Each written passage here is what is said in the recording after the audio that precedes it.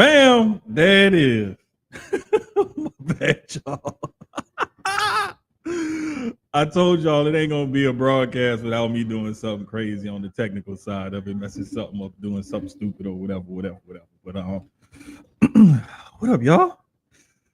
Episode 78 of Sucio Sports, presented by Inplay Dogs and Jail Blasters. Jail Blasters and Inplay Dogs. Shout out to Jail Blasters, Cammy. I need my guns and my gel packs. Inplay Dogs, we got to start working on something this season, man. I got a proposal for y'all. I do need to send over though. I got to talk to a couple other people about working with y'all though, but I do know some gambling experts who might be interested in working with y'all for real. But man, now that we got that sponsor stuff out the way, got all the you know what I'm saying? Gotta pay some bills. Gotta pay a few bills around here. What to whatever and whatnot. You know. Get the show started, man. Like how I normally like to start the show.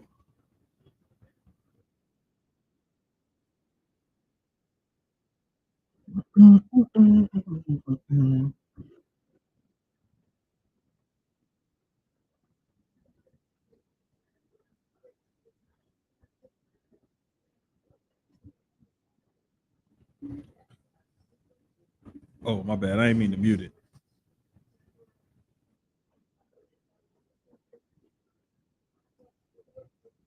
I be clicking on stuff. Y'all know how I be doing, man. I be messing stuff up sometimes. But there we go. I'll just mute it for right now. Hold up. Matter of fact, let me just do this. Do this. There we go. There we go. All right.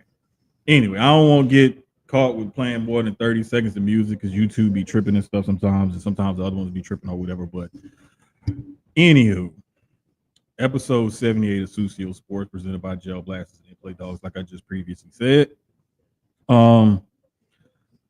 We have we've had a pretty uneventful week in sports, to be quite honest with you. We saw the Thunder and the Pacers close out both conference final series. We were expecting that because it didn't look like the Knicks or the I'm drawing a blank of who the Thunder played in the Western Conference Finals. Like I'm seriously drawing a blank right now. The Timberwolves, that's who it was. It took me a minute. And I didn't want to look it up because I'm like, I hate when that happens, But anyway, that's good for the video because y'all got to see me with that stupid look on my face, but it's bad for the audio version. Soon to be going out back on Apple Podcasts and Spotify. Got to check with the admin Ahun and see how that's working on the back channels of things. But I'm pretty sure we're gonna be getting that going and popping again soon because I did get some notifications from Spotify. Some Dre Lax podcast stuff had went up, man. So I was really happy to see that. But yeah, man, just happy to join y'all again. Another week, another episode, another week of sports to talk about. This week, I did not have the dilemma on should I watch wrestling or should I watch basketball because there is no basketball. Basketball is not coming back till tomorrow's when the finals start.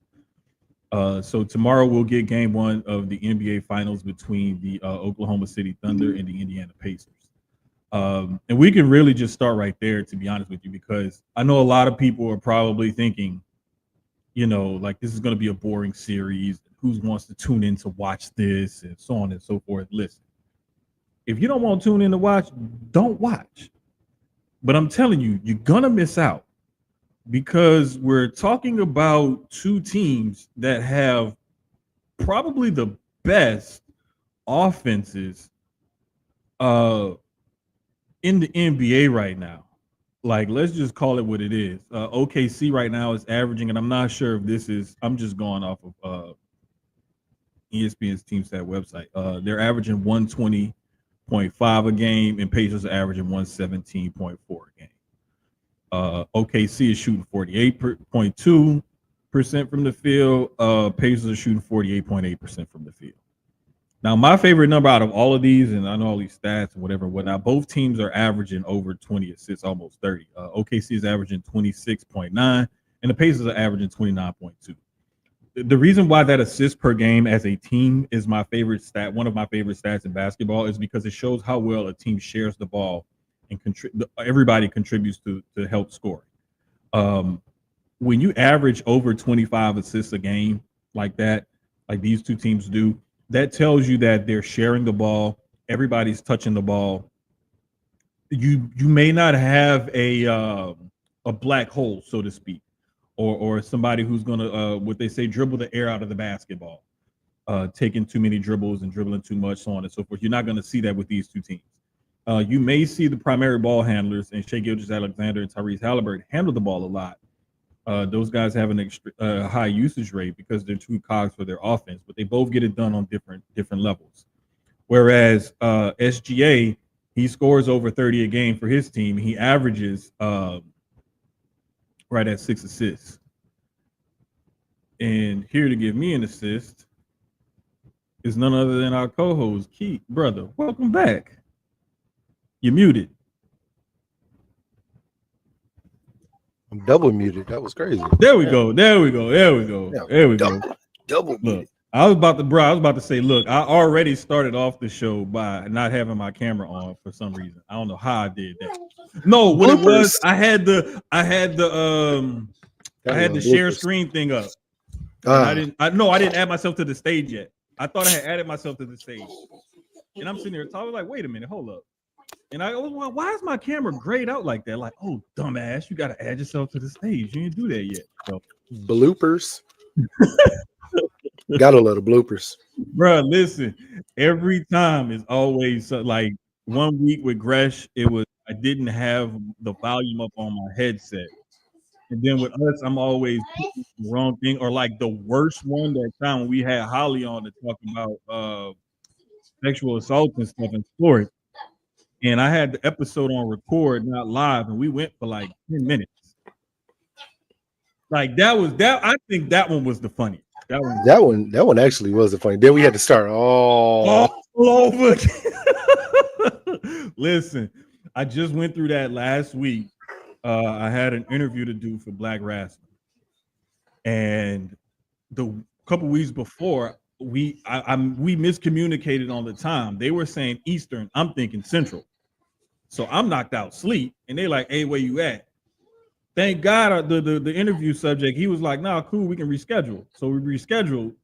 We all met up at the same time because we made sure, double check, triple check, and link out everything. And Cal was like, "You know what? I'm about to hit the record button." And I'm like, "Okay, if I see the little red numbers in the upper left-hand corner, I know we're good." So but it's always something, bro. Because Cal even said he go through the same stuff sometimes with Black Wrestling. It's something will happen or forget something or something like that, or normally it'd be cousin his janky internet be messing up, but nah, it was everything was good though. Everything went good. But yeah, man, I was just talking about how the finals are starting tomorrow. I know these two teams are not who we thought was gonna be there. I mean, OKC, yes, yeah, but the Pacers. I didn't really, to be honest, I'll tell you the truth. I knew the Pacers had an outside shot. I didn't realize how real their shot was until they went up 2-0 on the Knicks. When they went up 2, I was like, they got a real shot. Like, they went really up 2-0. They kind of shocked everybody going up 2-0. Yes. That's what led me to believe. I was like, okay, you know what? Now they really got a shot. Because after the first game, I'm like, you know what? The Knicks are going to come back. Tibbs is not going to let this team play down like that 2 games in a row. Tibbs. And it took a miracle shot for them to even send it into overtime. But they got it done. And I was like, you know what? You win 2 in a row to open up the series in the Garden. You in pretty good. You in a driver's seat pretty much. So I was cool. It's cool to see that. But I was just telling everybody my favorite stat out of all their offensive stats is the team assist average per game, where OKC basically averages 27 a game and the Pacers average 29 a game. And anytime teams average 25 to 30 assists a game, that shows you that they're sharing the ball. Anybody can score, anybody can get in, everybody likes to pass. But seeing this game the way it's going to play out, I really think that the only way the Pacers have a shot is if their 3-pointers are falling. If they can't shoot the three well, they ain't got no shot. Rudy Gobert, the stretch. You know what? I know you joking now. See, that's exactly. You follow up with the crying, laughing emoji. it's a reason. Ignore it. We're gonna ignore that for right now. Yeah, we'll circle back to it later. It's okay. Yeah, I made a comment in Spaces, and you know. Oh Lord, it's okay. The Pacers have one of the top offenses. The OKC actually averages more points, but the Pacers, to me, the Pacers have the better attack because you don't know who's going to score 20 or 30 on any given night. With the Thunder, SGA gonna give you 30 damn near every night. But with the Pacers, you have no idea where the ball. I'm not gonna lie. I know this kind of goes back to what we were talking about last season. How last season we knew OKC was, they weren't going to make it far. Young team. Mm-hmm. And this year they took everybody, I don't want to say by surprise, because they were a top team last year also going into the playoffs, but just this year they turned it up a notch to get to where they at. I just think the Pacers got something different going on right now. Bro. They got the right vets with the right young guys, and it's all clicking in a different way. I like the matchups in general. I think Pascal Siakam is going to eat this series. He is going to eat. This is a dope series for OKC because a lot of their players really can step up into the light, like with SGA. This is a chance for like Chet to step up. Even a player like Alex Caruso is going to be so critical for them. Defensively and slightly on the offense, but definitely defensively going into this. Siakam, Pascal is the real number one of that team. Though. I agree. I think a lot of that flows more through Siakam than it does. Now I agree on the OKC side. My bad. I'm my ADHD. I be here and there. God, go ahead. I got you. Yeah, Jalen Williams definitely. I've been paying attention to him a lot more second half of the season and going into the playoffs. OKC does flow a lot more through him than SGA. When he's going, it helps SGA. That's his Robin. And it definitely helps him out a lot more. And it's always about the things that don't show up on the stat sheet. It's about the off-ball movement, the defense, the screens being set. Yeah. A lot of that stuff that doesn't show up on the stat sheet is so key.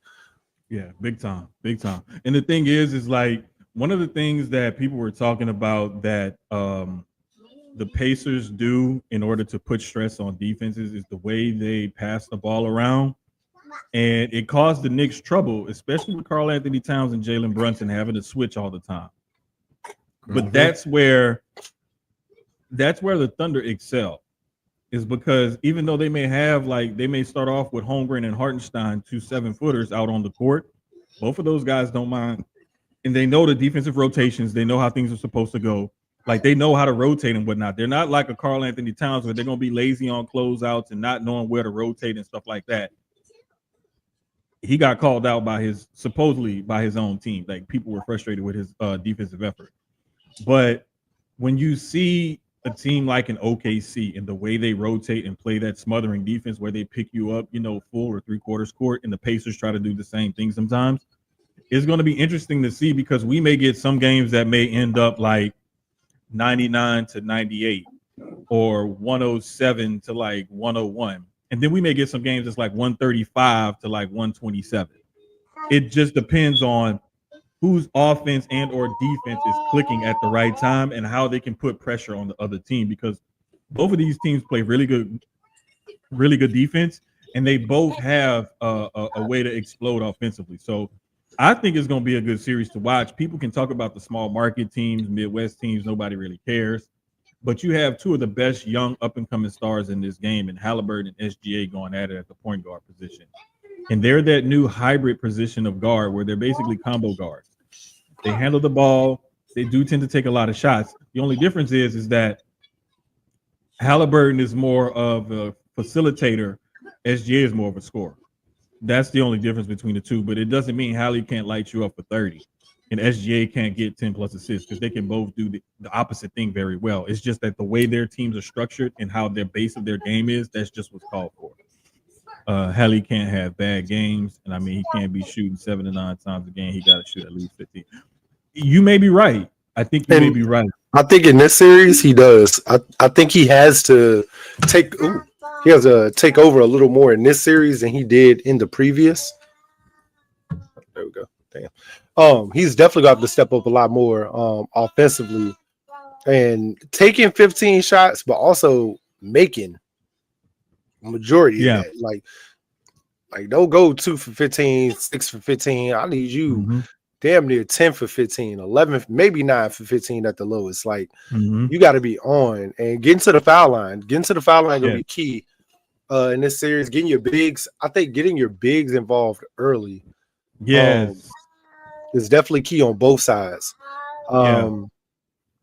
Defenses, I really think these are two high-powered offenses that can score a lot of points. So it's gonna come down to more on the defensive side on both sides with each team. And that's gonna tell a lot. Game one is gonna set the tone. Just like we saw more with the OKC Minnesota series. Game one really set the tone for that series more than the Indiana New York series. Oh, for sure. Like I really love the fact that you got like a Miles Turner who's like a stretch 4 or 5 that can step out there. Chet Holmgren is the same way for OKC. You got wings that can defend and give you some offensive power on both sides. When you look at Dort, because he does have that spot up 3, and you have Jalen Williams who can slash and score from the outside. Then you look at Nembhard, Nesmith, and those guys for the Pacers. So it's like these guys they have everything that you could look for. You have the solid guards. You have the bigs who can, do multiple different things. You have the wings who can play, stretch 3s and 4s and can, defend and score. And then you got two teams that, even though you have a lead dog, each do different things. And then you got a couple of backup guys that can give you 20 to 30 each game.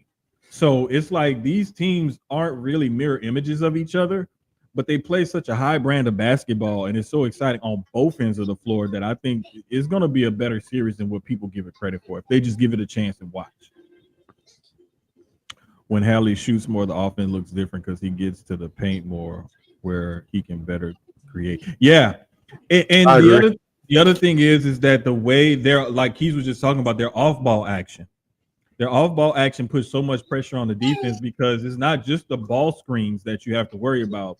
It's the backdoor cuts and the backdoor screens and whatnot, and the off-ball stuff that you have to worry about. If I'm focusing on, let's say Hallie don't got the ball, but the defense is so focused on where he is and him making sure he don't get to his spots, they're not paying attention to some of the other players. They're not seeing Siakam coming on the back screen wide open because they're focused more on Hallie or Turner on the backside.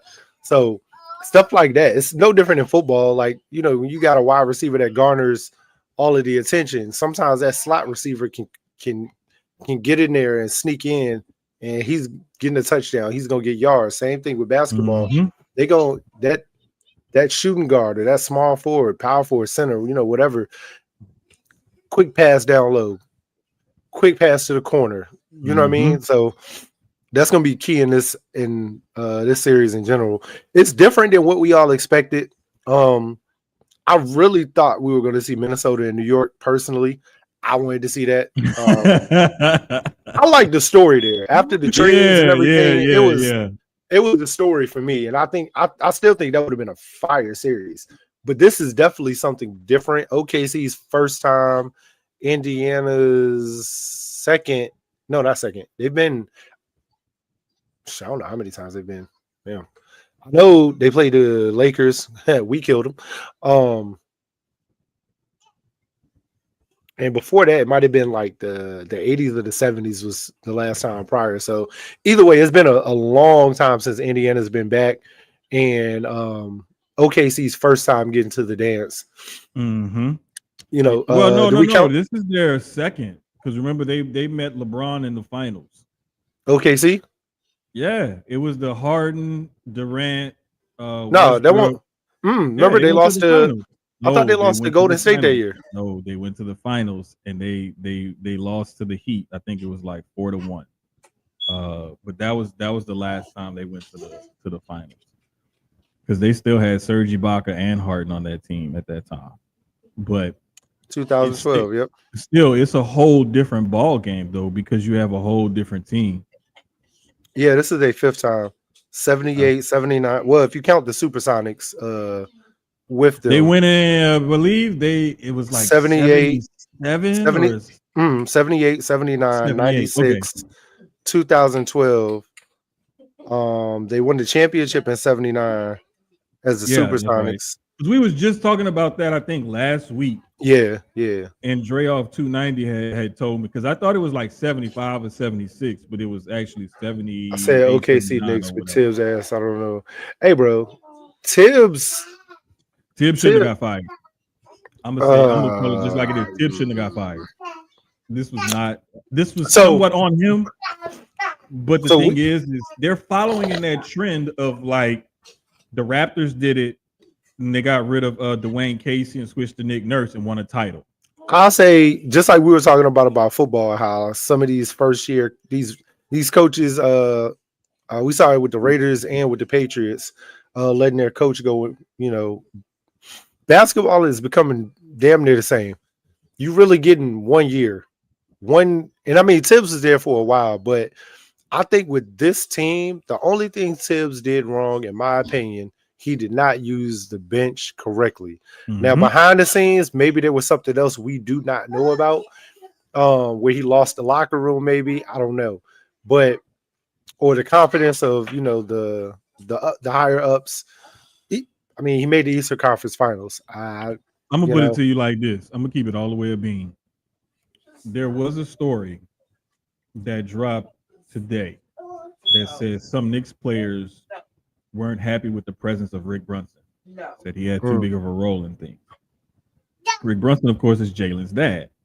which that's been the story since Jalen got traded there, because right after he got traded there, Rick got Mm-hmm. hired. Yep. So, But this was something that just came out like after this season. Like the two rumored things that I heard were that rumor about them not being happy about Rick Brunson, and then the other one about they're not happy about how Cat plays defense, how he takes the defensive assignments, and so on and so forth. Those were the two, and it wasn't by like no BS sources or nothing like that. These are verified, like legit sources and stuff saying this stuff. So it's not like some NBA Centel or the other ones in wrestling Wessel vote that leaves out the R and everything else. Like it's nothing like that. These are legit people, legit sources saying this kind of stuff. So it's got to come from somewhere. yeah, And when they're talking about it on where there's smoke, there's fire. exactly when sports media starts picking it up and running with it and talking about it and they're verifying it and they're using it as a topic, then it's got to be something. So it's just little stuff like that, man. And like I said, they're following with the Raptors. Dwayne Casey won Coach of the Year, and they got rid of him. They ended up winning the championship that following season with Nick Nurse, and thought, "Hey, all is good." Then the Nuggets did the same thing. Boom, Mike Malone wins the championship, and then they got rid of Mike Malone, and now they're thinking, "Okay, we're going to get a different coach, and we're going to go further," and you didn't. So it's like the Knicks think we have somebody. Like to me, you only make a move like this if you feel like you can get somebody that you feel can replace this guy and bring you further than where this guy brought you. That's the Which only reason is why you make that move. probably. I don't think it's going to be a Van Gundy. I don't. Yeah, I don't think so either. JVG is way, way too comfortable doing what he's doing right now. If JVG was ever to come back, he would have came back a long time ago. The only outside shot I give it is that I believe his kids are older now. I know for a fact up until recently, they still lived in the Houston area, and they love it where they live because the area where they live and the he's saying he was just bullshit. I figured he was just bullshit because I didn't see his name on the list of odds. I don't think any one of the Van Gundys is at this point. Maybe Yeah, 5-6 years ago, maybe, but and it wasn't Tibbs that wanted Cat. That was the front office doing that. That was Leon Rose, president of basketball operations. Who did I don't that. think. I mean, I don't think the Cat move was a bad move just because they had to make a change. The change got them to the Eastern Conference Finals. I mean, got them further than what they got. So, I mean, and you had to give up something to get him. It won't like you couldn't. You had to give up. You had to give up Randall and DiVincenzo, and it made sense. So, and I mean, it helped out both sides. I mean, Minnesota still was Minnesota. They got back to the Western Conference Finals again, lost again, 2 years in a row. Some changes definitely got to be made on that side. I think it's time. I want to say it's time for the Gobert project to be over. You just got to make sure you're replacing him with another big that's serviceable. Whether it's free agency, draft, whatever you do, you got to make a move. Minnesota has to make some type of move. I think Cat needs a certified number 2. I mean, not Cat. Sorry. Ant needs a certified number 2. He needs a better Robin. That's gonna help him get over this hump in the West. A lot of teams are gonna start making moves. That KD move is the biggest one that everybody's waiting to see. You know how that falls.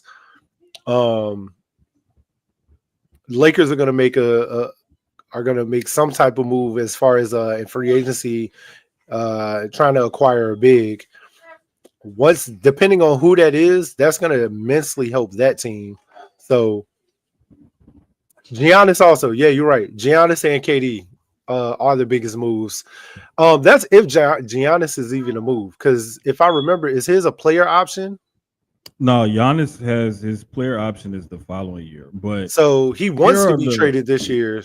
He wants to be traded this year. But looking at all of this, the Knicks head coach. You got Johnny Bryant, Kenny Atkinson, James Borrego, Mike Budenholzer, Patrick Ewing, Sam Cassell, Frank Vogel, Chris Quinn, Jay Wright. One of the people I see missing from this list is Mark Jackson, Dan Tony, Becky Hammond. Yeah. One person that's missing from that list is Mike Malone, the recently fired Nuggets coach. Stephen A. Smith. I think they were just being funny with that one. Like, to be perfectly honest with you, I really think they were just bullshit with that one. Just like Dre was bullshitting about Van Gundy or whatever. But I really don't think that I think that Mike Malone would work for them because he's a guy that can get a lot out of a veteran team. And he was shown to say, okay, I have a team that can score, but can I get them to play some defense? He got that scoring team to play enough defense to win a title. You don't have a Joker, but you got a Brunson, and you got an Anunoby, and you got a Cat, and you got a Josh Hart. I want to say the Knicks have 2 free agents that are in their rotation, but I think they can bring those guys back. And Mikal Bridges is also a guy that's eligible for an extension this summer. So whether they re-sign him or they use him as trade bait to lure in, because there's also rumors of them potentially going after Kevin Durant, especially since the Suns have lowered the asking price for KD. So that they have. There's a lot to be said about the NBA offseason. Let me tell you, once they lowered that asking price, there was a lot of teams that started popping up. I'm starting to see Spurs now. Miami was already there. Almost everybody in the West. Yeah. The Spurs and the Rockets, because they're young teams on the come up with assets, those two have been popping up a lot. I think honestly, in my personal opinion, I think the Spurs would be stupid. I wouldn't touch it. Just because I kind of like what they have, and they should build on that for the next year or two. Mm-hmm. They're going to be there. A healthy Wemby, depending on the pick they take in the draft, added with what they got. I mean, they could also package a couple players with that draft pick also. So a lot San Antonio could do, because they don't have to keep that pick. That's the other part. No, they don't. But the just thinking about it though, like they got the number 2 pick. So we probably looking at Ace Bailey or Dylan Harper, one of the two. Now, if you add, let's just say Bailey, right? Let's just say they add Ace Bailey to that. You got Castle, you got Fox, you got Wemby. You add a 6'8", 6'9", 6'10" guy who can handle the ball on the wing and score. Like that's prime. That's a prime thing right there for you to add and like have a somewhat of a twin towers kind of going with Wemby and Ace Bailey, where you got both guys are, bigs, and both guys can, handle the ball. Both guys can score from the outside as well. I like Ace Bailey for them. Ace, I mean, that's probably more than likely from everything we've seen mock draft wise. Ace Bailey is number 2 after Coop. So it's Cooper going to Dallas, Ace Bailey going to San Antonio, and then after that, it's kind of like a who's who of who's going to fall where, just depending on your needs and where you're drafting now at that point. Yeah, and the guard from Baylor, VJ Edgecombe. I like him a lot. He's like starting to shoot up some draft boards and whatnot. Let's see. Knipple from Duke is also one of those guys. Knipple, hey man. He's another one of those guys that people are really like, whoa, like, I got to watch him the last couple of years. I like him a lot. It's crazy as you say that. You said Edgecombe, and the first thing that popped up was just that they have him VJ Edgecombe moving up to the number 4 pick. And Knuppel actually is, excuse me, has fallen out of the top 5 as of right now. And this is coming from CBS Sports. Yeah. They had that, and then I'm looking at Bleacher Report. Bleacher Report actually has in one of their latest mock draft. They actually have Harper going to the Spurs and Bailey going to the 76ers with the 3rd pick, which I could see either, because if you think about it, if you get a Dylan Harper, you get another guard, a bigger guard that can handle the ball. And it just kind of gives them more flexibility as far as the guards are concerned, because you got another ball handler who can drive, kick, and dish. And so this CBS mock draft, like you said, they got Ace Bailey going 3rd. They got Dylan Harper going 2 to the Spurs, which is interesting with them not needing a point guard, in my opinion. So that's actually interesting, but a 6'5" point guard. But interesting with the trades they made, them not really needing that. Them needing more of that small forward, maybe power forward move. VJ Edgecombe to Charlotte is actually very interesting, with the possibility of a few of the especially with last year's move. And with the potential of Ball leaving, I've seen a lot of rumors about him not re-signing and not staying in Charlotte after his contract's up. So they could go guard there. Let's see. They got Trey Johnson. Looking at, now this is interesting. USA Today did one, right? And they use an AI thing to actually like draft. Knuppel falling 7th to New Orleans actually isn't bad.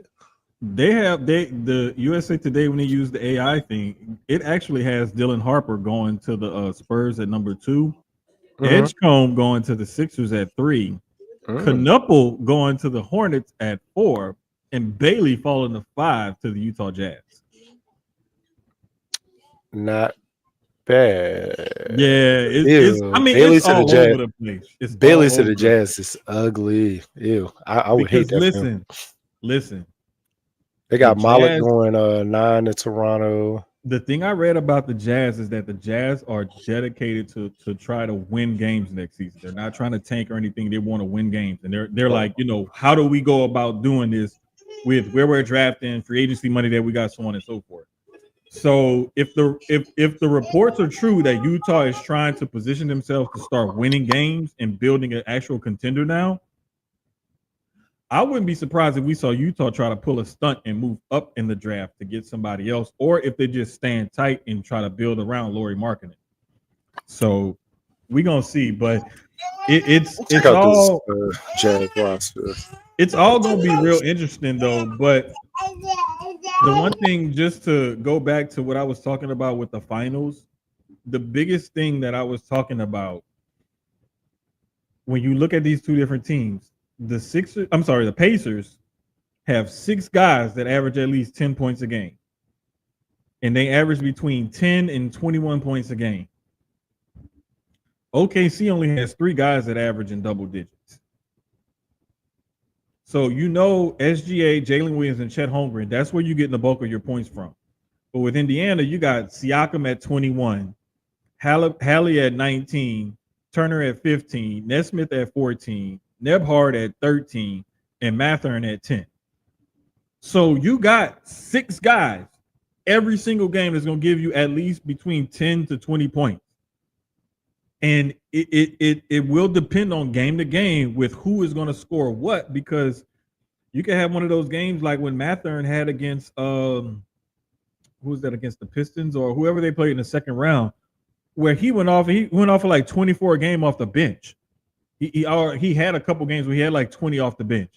So when I'm looking at those teams, I'm looking at teams in the draft and how they're trying to build. And a lot of the times, not as much in the NBA do you get the copycat stuff. You get it more in the NFL. But sometimes in the NBA, I do see where teams will copy other teams. Like you'll have a Dylan Harper going to San Antonio, and even though they already have a combo guard in De'Aaron Fox, why not have 2 in Dylan Harper? So it's like, you got a Halliburton, but I mean, look at what you got with Nesmith and Mathern. You got 2 other guys that can do the same thing. You got a Siakam, but then you come off the bench with an Obi Toppin. You know what I'm saying? So it's like you got guys that can do multiple different things. And you got a multiple of those guys, but you need those kind of guys that can actually do different stuff and give you a little bit more and have that flexibility. Because switching on defense is a huge thing now in the NBA. And you have to be able to guard multiple positions. You cannot be caught off flat-footed or not being able to stuff. Being able to guard 1 through 5 is so key. So key. Yeah, big time. Like, because there's gonna be times where you're gonna get that center on point guard matchup going either way. And even as a point, you got to be able to stick with the center. I mean, exactly. And then even on the flip side, that center got to be able to stick with the point. So, right. So you want to get a big man who can move his feet, and you want to get guards who can hold up in the post or at least be competent defensively. Like, you don't have to be like a defensive stopper. Just be dedicated and put forth the effort on the defensive end. Like, that's it. Because you could be 6'2", 6'3", and you can guard a 6'10" guy as long as you putting forth the effort. You could be a 6'10", 6'11" guy, but spread your arms wide, make yourself larger to get around on the perimeter. Move your feet. Be aware, pick up on the switches and everything. Know where you're supposed to rotate and stuff like that. And that's the thing that when I saw that report about Karl Anthony Towns and his defense, I wasn't surprised because I'm seeing it in real time. Like, he was not trying to rotate and close out like he was supposed to. That's what made the mid-90s sound. Oh man, that team was a dog on defense. A dog on defense. They were so hard to play against because they would get the ball off the rim, kick it up the court to GP, and start running the break immediately. Hey man, I'm talking about.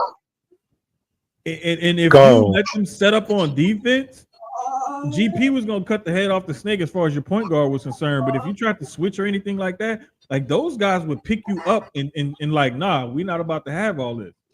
Like y'all not about to just catch us with our feet flat. So I love watching those teams play.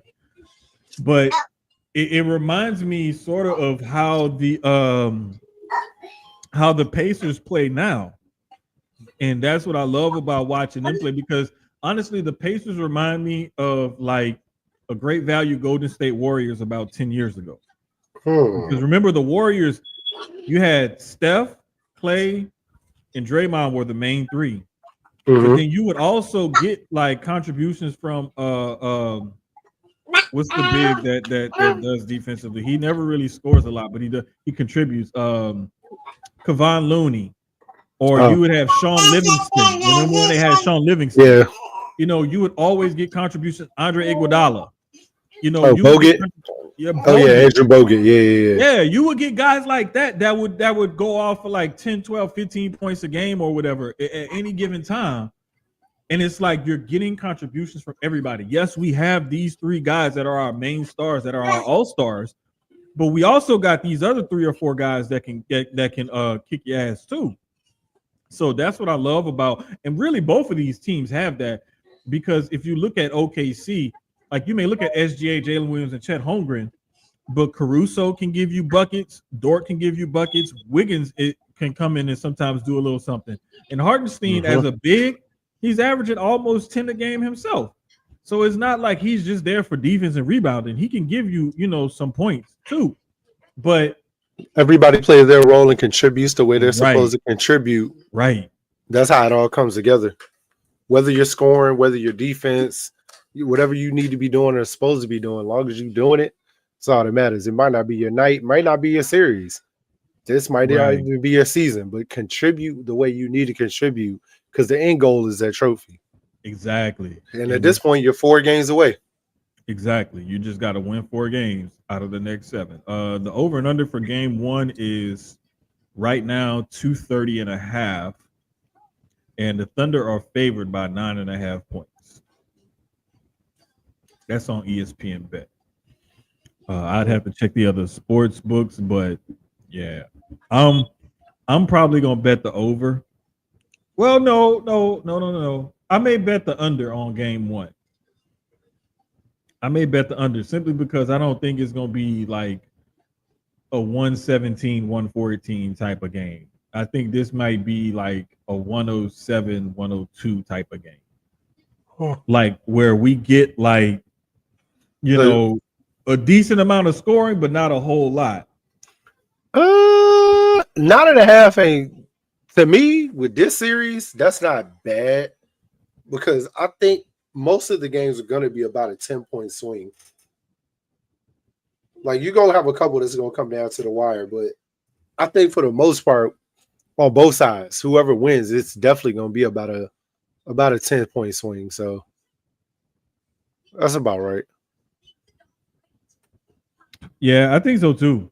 I wouldn't be surprised though about that 9.5 point gap, like, because OKC put such pressure on you on both ends of the floor. Indiana has to compete that same way. I don't think that OKC's defense will be as confused as the Knicks. I think that they'll rotate very well and they'll switch very well, and we won't have those issues like the Knicks had trying to play defense. And I don't think that there'll be stretches where they can't score either, like the Knicks had.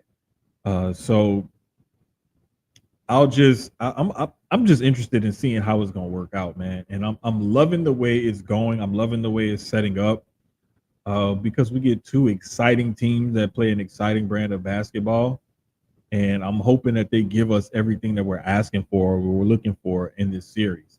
Anytime you see an over and under around the 230s, that lets you know right there, like both teams are gonna go off. Like they're looking at like a 120 to like 110 type of game here, or like a 121 to 109 type of something. Like they're looking for both teams to score at least 100, but they're looking at OKC to be the one that's going to carry the bulk of that scoring by winning by 9.5 or more. But I mean, hey, it is a large gap. But you got to look at the way this team has played all year, and they were pretty much wire to wire the best team in the NBA. 68-14 is nothing to sneeze at. Because they were one win off of the old record of 69 wins, and they were 5 short of the Golden State Warriors 73-9. So they were within striking distance of having one of the best seasons ever. Yeah, as far as wins is concerned. And as far as for their franchise, whether you're looking at OKC or Seattle, they had a phenomenal season on both sides. So definitely. So I'm just, bro, I can't express how happy I am to see both of these teams play. I just hope we get good games. Is my biggest thing. I just hope we get good games out of it. That's all I want.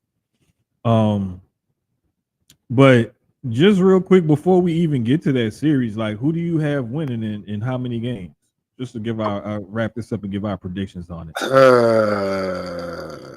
Indiana in 6. Whoa.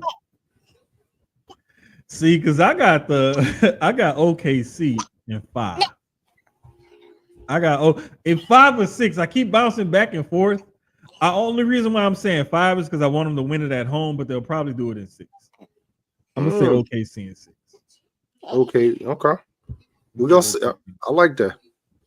Yeah, so we gotta Sam Presti is a genius of a GM. Yeah.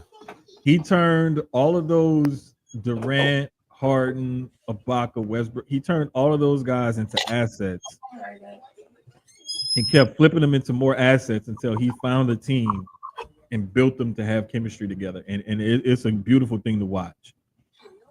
He's pretty much the blueprint of trust the process and watch it actually play out into something fruitful. So shouts out to Sam Presti. Outside of that, man, it's just the Knicks firing Tibbs is still like weird to me. Just to get back to that real quick, and the only reason is because you haven't been to an Eastern Conference Final in 25 years. That part. You've been to the playoffs 4 out of the last 5 years. You've won a playoff series those last 4 times he made the playoffs. He's been more successful than the previous like 13 Knicks coaches combined. Why do you get rid of this man? It does not make any sense. Because there's not somebody out there right now that we know of that we can say, yeah, they can go out and sign this guy and he's going to be that much better than anybody else. There's nobody out there like that. No, it isn't. Nobody definitive, at least. Exactly. That's what I'm saying. Why do you even go ahead and get rid of him? It doesn't make sense. But, I mean, it is what it is. With that report today coming out about some players not happy about how much Rick Brunson is around and involved or whatever, I think we can safely rule him out of being a candidate to be the head coach, because I know some people thought that was a possibility, but I really don't think so. I think if they wanted to make a change from within, they would have already announced that. By them not announcing it immediately, I think that they're going on the coaching search. And 9 times out of 10, they're going to hire somebody from outside of the organization to come into the organization. Who that person is, I'm not sure, but I'd be willing to put some money on what's his name, Mike Malone. Johnny Bryant was an interesting choice though as well, but we shall see. Yeah, I think Mike Malone is probably the leader on that one. Yeah, Jordan Ott. I think he was a Celtics assistant, if I'm not mistaken. He got the job in Phoenix. So I was talking with some people earlier online. I'm like, that KD trade is going to be the interesting piece to see what that team looks like in this offseason. Yeah, to see where they send them and what they get back for them. Exactly. That's going to be really interesting. So we're gonna see like how all of that develops and how all that plays out or whatever. Sticking with basketball, but transitioning to the ladies' game. The only thing I really have from the WNBA, I think Caitlin Clark is out for like another week or so. But looking at the records, Minnesota at 8-0 and New York at 7-0 are the last undefeated teams left in the WNBA as of right now. Those are the only two teams that are undefeated as of right now. That Minnesota and New York. Yeah, Minnesota and New York. Those are the only two undefeated teams right now. I'm not shocked by New York. We talked a lot about Minnesota last season. Minnesota quietly has like some dogs on their team. And they were one of the top teams last year. Yep. So. And New York is keeping that momentum going from, winning a championship a couple years ago, making the finals and everything last year and whatnot. So, and quiet is kept. Las Vegas is still in it. They're only 4-2, 3 games behind Minnesota for the top spot. So it's not like they're like falling off or anything. Las Vegas is going to stay in it. So it's interesting to see. But the ones I think the shock to me of the WNBA is Dallas sitting at 1-7 right now. And you got Paige Beckers and Enrique Ogunbowale in that backcourt. That's the shocker to me. Is it? Is it really? Okay, like I know they lost a lot. Yeah. But you gained like one of the best women's players in the game off rip. When you add her to an already all-star, I thought that team would be a hell of a lot better than 1-7. So I'm gonna tell you something. Phoenix being 1-6 is the shocker for me with the moves they made. Yeah, that is something to let me see. Right. The Sparks being 2-6 with the moves they made. Not shocked by the Valkyries being 2-4. Seattle being 4-4 is about right. No, that's Connecticut. I'm sorry, that's the Connecticut Sun. That's 1-6. I was looking at it wrong. The Phoenix Mercury are 5-3. That's about right with the key moves they made with adding Satu and some of the other players. Vegas at 4-2, like you said. Minnesota at 8-0. We got Atlanta at 5-2. Atlanta made some great moves in the offseason. Yes. Great fucking moves in the offseason. Indiana at 3-4 is about right. And then Washington at 3-5 is about right. The Sky at 2-4 also, like, I'm not shocked about any of those teams. Where they are right now as of, about 6 to 8 games, it looks like, between everybody. And so, I mean, still a very young season. Because they play like about 40 games, and we're only roughly anywhere between 6 to 8 games into the season. For we definitely still got a while. A lot of those teams, like the Wings being 1-7, the Sun being 1-6, Sky 2-4, Sparks and Valkyrie. Valkyrie, I don't expect for them to make too much noise. I think the Sparks are going to pull it together. Chemistry, that's all. Team chemistry, finding their footing. Same thing with the Wings and the Sun. Connecticut lost a lot, so I'm actually not shocked that they're at 12. But the Wings added a lot of pieces in the offseason that got to gel together. They also lost a lot of key players. So, definitely. Hey, wait, real quick before we transition to something else, real quick. Shout out to Justin, real quick. Happy birthday, little homie. Happy birthday. Say hi. Hey. Hi. Okay. Hi. That's what's up. Hi. Hi. Your celebrity status is done. Had to tell little homie happy first birthday. You know what I'm saying? I almost forgot, but I figured I was gonna remember eventually. But yeah, happy birthday. Yeah, man. Like just looking at those teams, like it's still early in the season, so there's still a lot of room for growth and whatnot. But it's just one of them things that, like, when I was looking at it earlier, previewing everything for the show and stuff, I was like, God dang, like I didn't even realize that Dallas was that bad. And I didn't even realize that there was still 2 undefeated teams left. And then I started looking into it. I was like, wait a minute. How is Los Angeles 2-6? Like, what's really going on? Like, I mean, I expected Indiana to be like this because CC got hurt. I mean, that's where they were last year, though. They were middle of the road pretty much all season, even going down to the end. They needed to win the last game to even get into the playoffs last season. So they're going to be middle of the road. They still got about 1 or 2 more key moves that'll get them where they need to be.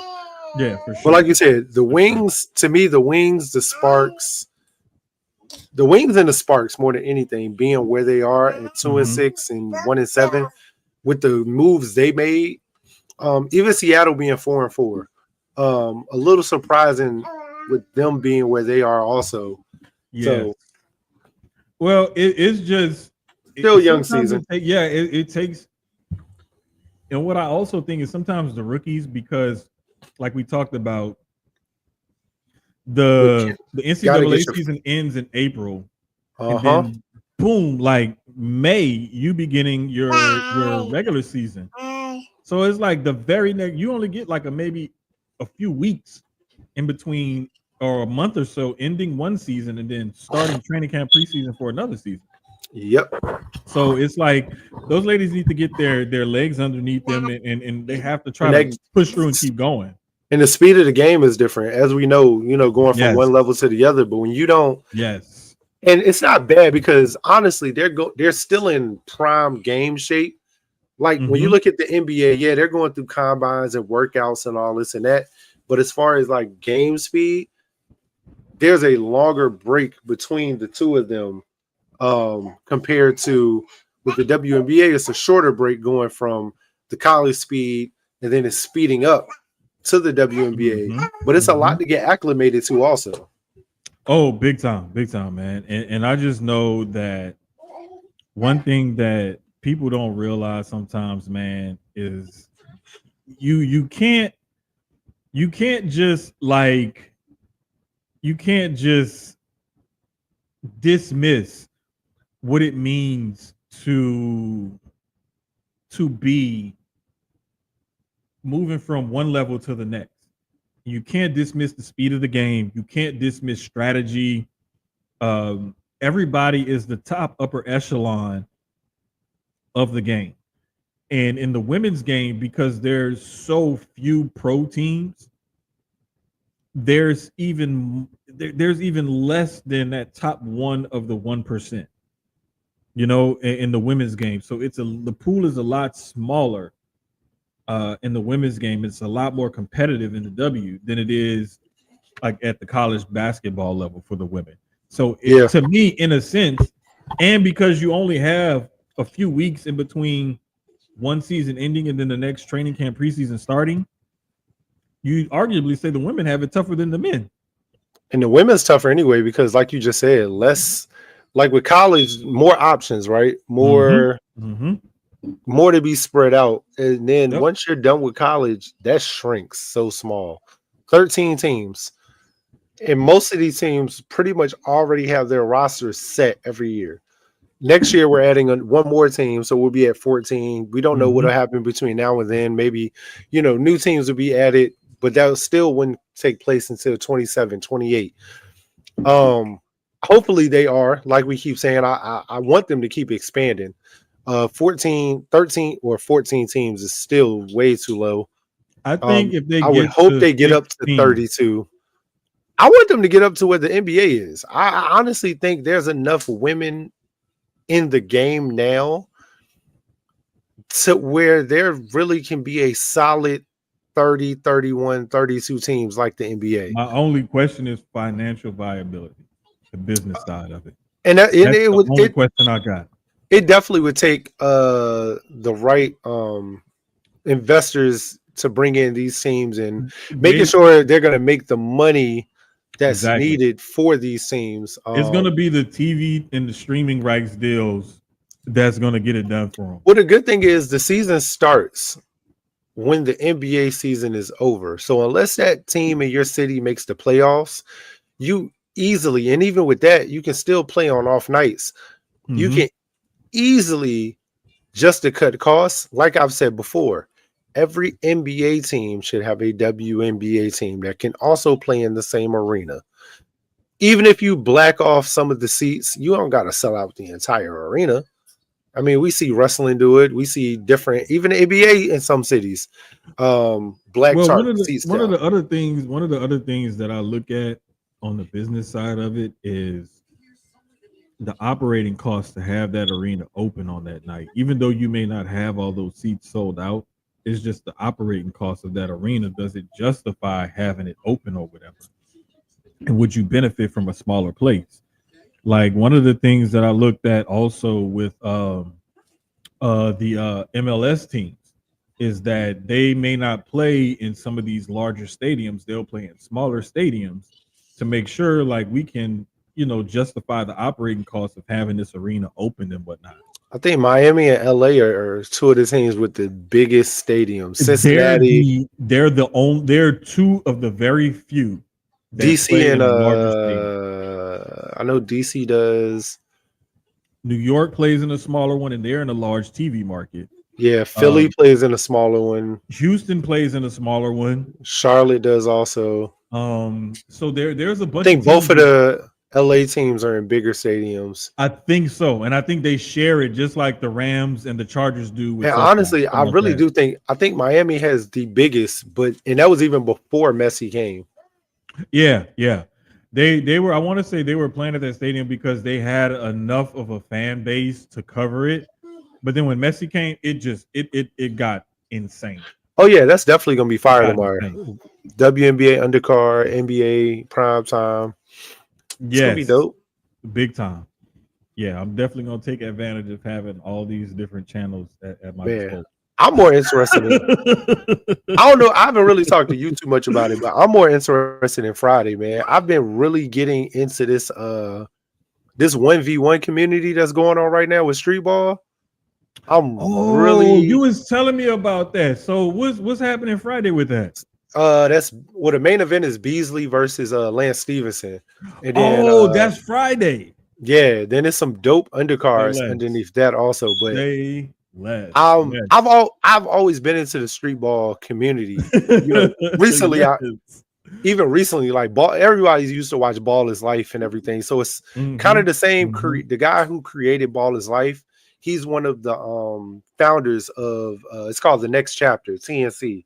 But they're really getting big into this whole one-on-one community. This weekend, I think every game is 10K is on the line. Really? I feel like every game this Friday is 10K, except for Bees and Lance is for 100K. All the undercards are for 10K, except for I think the lowest one on the card, and that one they're playing for like 2,500. It's like 2.5, something like that. So it's interesting because it's a lot of guys who more street ball than anything. This is the first big one with former NBA players. Everybody else has been like some pretty well-known former college athletes, and just in the YouTube street ball community, big names. So Devontae Friga, I think he's one of the co-owners of TNC. So I like it, and it's worth. I think it's like $20 is the pay-per-view. Not bad, Okay. For me, being somebody who's into it, is well worth the 20 to watch. Right. So I'm definitely. It's like a lot of us, like we into like we want to support like some of the independent wrestling promotions and whatnot. And so some of their pay-per-views may be $10, $15, $20 or whatever. And we'll pay that to watch one of their, 2-3 hour shows. So and like Kyrie is a huge supporter of it. Because it's the type of game he likes. You know what I mean? Right. You're on an island. I love 1v1s when it comes to basketball. When you come from, especially when you come from that culture with Kyrie growing up in Jersey, and I mean, I know he was an Army kid or whatever, and he moved around a little bit, but I mean, he grew up in Jersey in his formative years, and that's where he played ball at. And so out there, it was all about the one-on-ones. Even when you played street ball or park ball, it was still about the one-on. You had to be a good one-on-one player in order to play. Bringing you out to that 3-point line, and you on an island, especially as a guard on an island. When you look at Kyrie's handles, it comes from that type of basketball, and that's what gives us a lot of the times guys that have those kind of handles.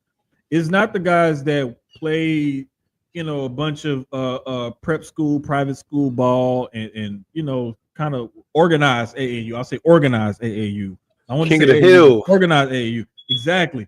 when you playing that kind of street ball, it was like you had to do that kind of stuff. And I'll credit like my uncle, my dad, and all the OGs that I played with because I was always taller. It was like, nah, your big ass needs to learn how to handle the ball too. Mm-hmm. And at a certain age, it was like, okay, I'm the tallest one out there, but they'll make me play point guard. And it would throw people off because they would have like some big slow dude on me. And I would either blow by him or be able to set everybody else up. And it's like, how is this tall, skinny nigga? Like, how is he like he's handling the ball? Like, y'all don't understand. Like, if I'm playing upper level, I'm a guard or a wing. I'm not a big. So don't look at me like that. Hey man, high school, I say more for our era, high school fucked us up. Because if you were tall, they stuck you down low, and that's all you knew. You could be 6'4", 6'5", and that's all you knew. But then you get to college, and they like, nah, you're a wing, you're a guard. And I'm like, I've never handled, there's people who have never handled the ball like that. They're so used to in their market or where they play, they have to be in the, down low. Even at 6'6", you got to be down in the cup. Like 6'6" is small forward and has always been. I mean, like you might get a couple. You're basically a wing player if you 6'6". Yeah, especially now. Outside. I mean, yeah. When we were younger, it depends on the school because back then you could get away with a 6'8", 6'7", 6'8" power forward. Duke had some of those for the longest time. 6'9" centers. You didn't really get too many 6'11", 7-foot centers. When I saw it really like a difference and like a more of a change in it. This was close to, it was like 15, 20 years ago or so. Because I remember my son was much younger, and Academy and Nike used to put on this high school basketball tournament on the north side around Christmas, New Year's time. They would have a Texas bracket and a national bracket, where you would have some of the top teams around the state, and then you'd have some of the top teams around the country come and play. And I'll never forget, there was a year where Oak Hill with Ty Lawson was there, and I can't remember who else was on that team, but it was also that Norcross was Georgia on that team. I don't know. I know Ty Lawson was. That was Lawson's senior year. Let me look. And that Norcross team was the team that had Dwight Howard on it. No. He went to some Christian school, but it was Al Farouk Aminu was okay. I remember sophomore, junior, and Ghani Lawal, who played power forward at Georgia Tech, was a senior that year. And then there was a team from the north side. I can't remember the school, but I can't remember his name. Power forward, kind of sort of that played at Texas, Gary something. But this kid was like a 6'5", 6'6", like power forward. Then I saw Ghani Lawal. He's like a 6'8", solid, like 225, 230 power forward. But then I saw Al Farouk Aminu, and Aminu's like 6'9", but he's like barely 200 pounds. He played on the wing. So it was like I was seeing like 6'5", 6'6", 6'7", like power forwards. And then I was seeing this 6'9" wing player. So you would see these different body types. Gary Johnson, that's him. That's him, Dre. You know exactly which one I was talking about. He played like power forward at UT. He was like 6'5", 6'6", but he was a solid like 240. And the kid was strong as an ox. Like I remember seeing him like he would get an offensive rebound. And like when he would slap the ball, you would hear it all the way up in the stands. And he would just power back up with it. Like he would carry guys with him to the basket. He was so strong. But it is weird because it was like when you see a guy like that, you thinking he should be playing on the wing. But then you look at his body type and the way he plays, and it's like, nah, he's strong enough to play underneath the basket. Get the hell out of here. That's your neighbor's son? So that was 06. He had because I remember Drew was little. He was that was the last time Drew was little. But yeah, he was little. Nolan Smith was there. Nolan Smith was the one. Okay, that was the other guard. I knew it was Lawson and somebody else. But yeah, we saw them play at the Academy Nike Invitational here up in Aldine. In Aldine. That's where it was. But yeah, man, like See, I knew somebody else out there will remember who I was talking about, Gary Johnson. But yeah, I remember seeing all of these guys. All of these guys went on to play D1 basketball and whatnot. Mm-hmm. The difference was everybody was so high up on Lawal, and Lawal, I want to say, was a McDonald's All-American that year. But it was Al-Farouq Aminu was the one who made it into the league and played like 10, 11 years or whatever in the league. Yeah, and that was the one who actually went further. And Ty had a really Ty had a nice career. Nolan had a pretty good one. Yeah, and Ty even went overseas and played ball after the NBA. Yeah. So like these guys enjoyed nice long careers playing pro ball, but it was just that type of talent. And when I started seeing this like in the early mid like 2000s, that's when I started seeing like the difference in these players that's coming up. Because I remember seeing when LeBron first came on the scene. The reason why I first learned about LeBron and Melo, it wasn't actually through them being hot play. It was Lenny Cook. It was Lenny Cook, who was the one that cameras and everybody was following. I want to say it was at the ABCD camp or the Adidas camp or one of them. Hey, bro, you know ball. LeBron was a sophomore. Melo was a junior. Lenny Cook was a senior. You know ball. It was all about Lenny Cook. And then people started noticing Melo when he went to Oak Hill. And that was Melo's about to be Melo's junior year. Everybody was like, oh, this other kid is good. That's when LeBron really like burst on the scene at that camp because he balled out against Melo and he balled out against Lenny Cook. That's when people started taking notice more of Melo and more of Bron was because of Lenny Cook. And I was dying for them to bring Lenny Cook down here to that term, and they couldn't do it. And then Lenny Cook ended up being a flame out, and we see what Bron and Melo end up doing. So that's when I started seeing like things shift because I saw Lenny Cook at 6'5", had the ball on a string and could do damn near anything. But so I never seen Lenny play. I used to watch Melo. That shit. Melo. I used to go up to Maryland for a lot of the basketball tournaments and watch him play. I went to a couple Oak Hill games. Here. I saw Bron up close. We've talked about it on here.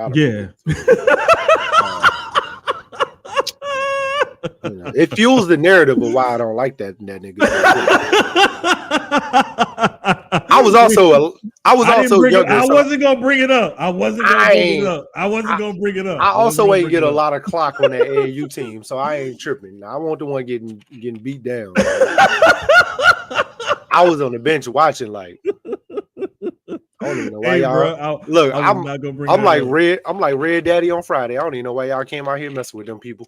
I don't even understand. We shouldn't have got off the bus. Listen. I'll never forget the guy who ended up ratting out Bobby Knight at Indiana, or one of them, Neil Reed. Neil Reed went to my alma mater, East Jefferson, in Metairie, Louisiana. And to be honest with you, Coach Robar is like, he worshiped that kid. But what I didn't like about Coach Robards was that he had my homeboy Patrick Turley. Big Pat was like about 6'7". And Pat was a big who had a post game, but he could handle the rock a little bit. And he was trying to work, he was working on his jumper. And it was like, you got this guy who can give you 30 a game and 12 rebounds and whatever and whatnot. Why are you not hyping him the way you was hyping Neil Reed? Because Neil Reed was a dribbler and a shooter. And you got this black kid who got a little flash, a little substance to his game. And you like, it was like some low-key hating type of shit, I think. But because Pat didn't play all the time the way Coach Robards wanted him to play. And Neil was like the perfect, I'm a fall in line type of player, even though like, his senior year was like my freshman year, and I was at a different high school. They were in the same district, so we saw him all the time. But anyway, man, it's a lot of politics and bullshit involved in that. And it was just like we talked about before, like when you're 6'7", 6'8", and you're in high school, they want you to be a post player. And it was like, no, why should I just limit myself to the post when I can do so much more than that? And like the only reason why I had got on the team for that brief time because I was getting in trouble. And the disciplinarian, like one of them knew my grandfather, and the other one, he knew me because I was always in his office. And so they were like, look, we got to find a way to give you some. He was like, well, instead of going to detention at lunch, he was like, I'm going to take you to the gym. Let's go to the gym. Let's see what you could do on the court. And I stood there with a backpack on, pencils behind both ears, talking to him while this other dude held the broom up in front of me and hit like 3 out of 4 threes, just standing there casually, just like, yeah, blah, blah, blah, blah. And I'm like, I'm thinking, okay, cool, they're going to let me shoot. And they wouldn't let me shoot because I was the tallest player on the team. And I was like, this is bullshit. Like, I can shoot just as good, if not better, than some of your guards. Why won't y'all let me shoot? Wouldn't let me shoot. So I was like, man, fuck this. I'm out of here. But like, no, it was around that early 2000s, mid 2000s time is when I started seeing a lot of different hybrid players playing a lot of different positions. Guys that was 6'5", 6'6", that would be post players, and then you got guys 6'8", 6'9" that can handle the ball. Like it got. That's when I first started seeing like basketball players instead of 1, 2, 3, 4, 5 as set positions. And that's when I started really peeping the game and looking at the game as just basketball. You got basketball players, and you roll out a ball and figure out a style from the team and the talent that you have, as opposed to I need a 1, I need a 2, a 3, a 4, and a 5. Mm-hmm. As long as I got 5 hoopers on the court and I got like 3 or 4 or 5 more on my bench that can come in and play, I'm good. I'll figure it out. Give me some guys that can play. That's all I'm worried about. You know, and as long as I got somebody that can rebound or play some post defense or somebody that can shoot from the outside, handle the ball or whatever, we'll figure the rest out. But that's what I love about the game right now. And that's what, you know, I like about watching some of these teams like in the W and in the NBA is because you got people that can do different things. And you got people that have a varied set of skills. It's not just the same old that you keep on seeing all the time. Speaking of varied skills and not the same old, I'm gonna just share this whole screen right now. We got Saquon Barkley as the cover athlete for Madden 26. And one of the things that I'm loving about this is that they recreated. Images, I love the way they created the famous, you know, backwards hurdle. Basically, I love the way they did it too. Bruh, it's so crazy. And the actual trailer dropped, I believe this morning for the game. Yeah. Yeah, the trailer dropped this morning. So we got a trailer out there and we saw some actual gameplay video in the trailer. I saw a lot of the stuff that they've added back into the game that I was excited about. Let me see. I retweeted some of it. Some of it I posted in the space and I didn't retweet. And I should have. It's some interesting stuff. Like one of the things that I like is that the quarterback throwing on the run motion from what I saw when they showed Mahomes and Josh Allen, it looks more fluid now. It don't look all clunky like it used to on previous. A lot of the stuff, and if I can find the exact tweet, there was a lot of stuff in the franchise mode that we had been asking for, that they added back in. The depth charts. The depth charts. That was the thing that I do remember seeing. Okay, so yeah, that was one thing I definitely do remember seeing is about how you can set for an edge or a nose tackle, so on and so forth. They did update they updated the depth charts for that. Let me see. It's another thing with like the fatigue of certain players with the wear and tear, so you can't just put a wide receiver at cornerback because Travis Hunter. That was the one. Had like a different set of fatigue and wear and tear because of him playing both sides of the ball. Right. Meaning you can't just throw any receiver at cornerback and expect the same result. Right. Pretty much if you draft a player that is similar to Travis, there's nobody in the league currently with that's gonna be like that. But going in like your second year, you draft somebody, there may be somebody coming from college that is going to be a hybrid like Travis. But other than that, you can't just say, hey, I want to take this corner and put them at wide, or take this wide and put them at corner. So that's the good thing. Let me see. It was something about franchise mode that me and DJ were excited about. I forgot who. hosted it. I think it was. Here you go.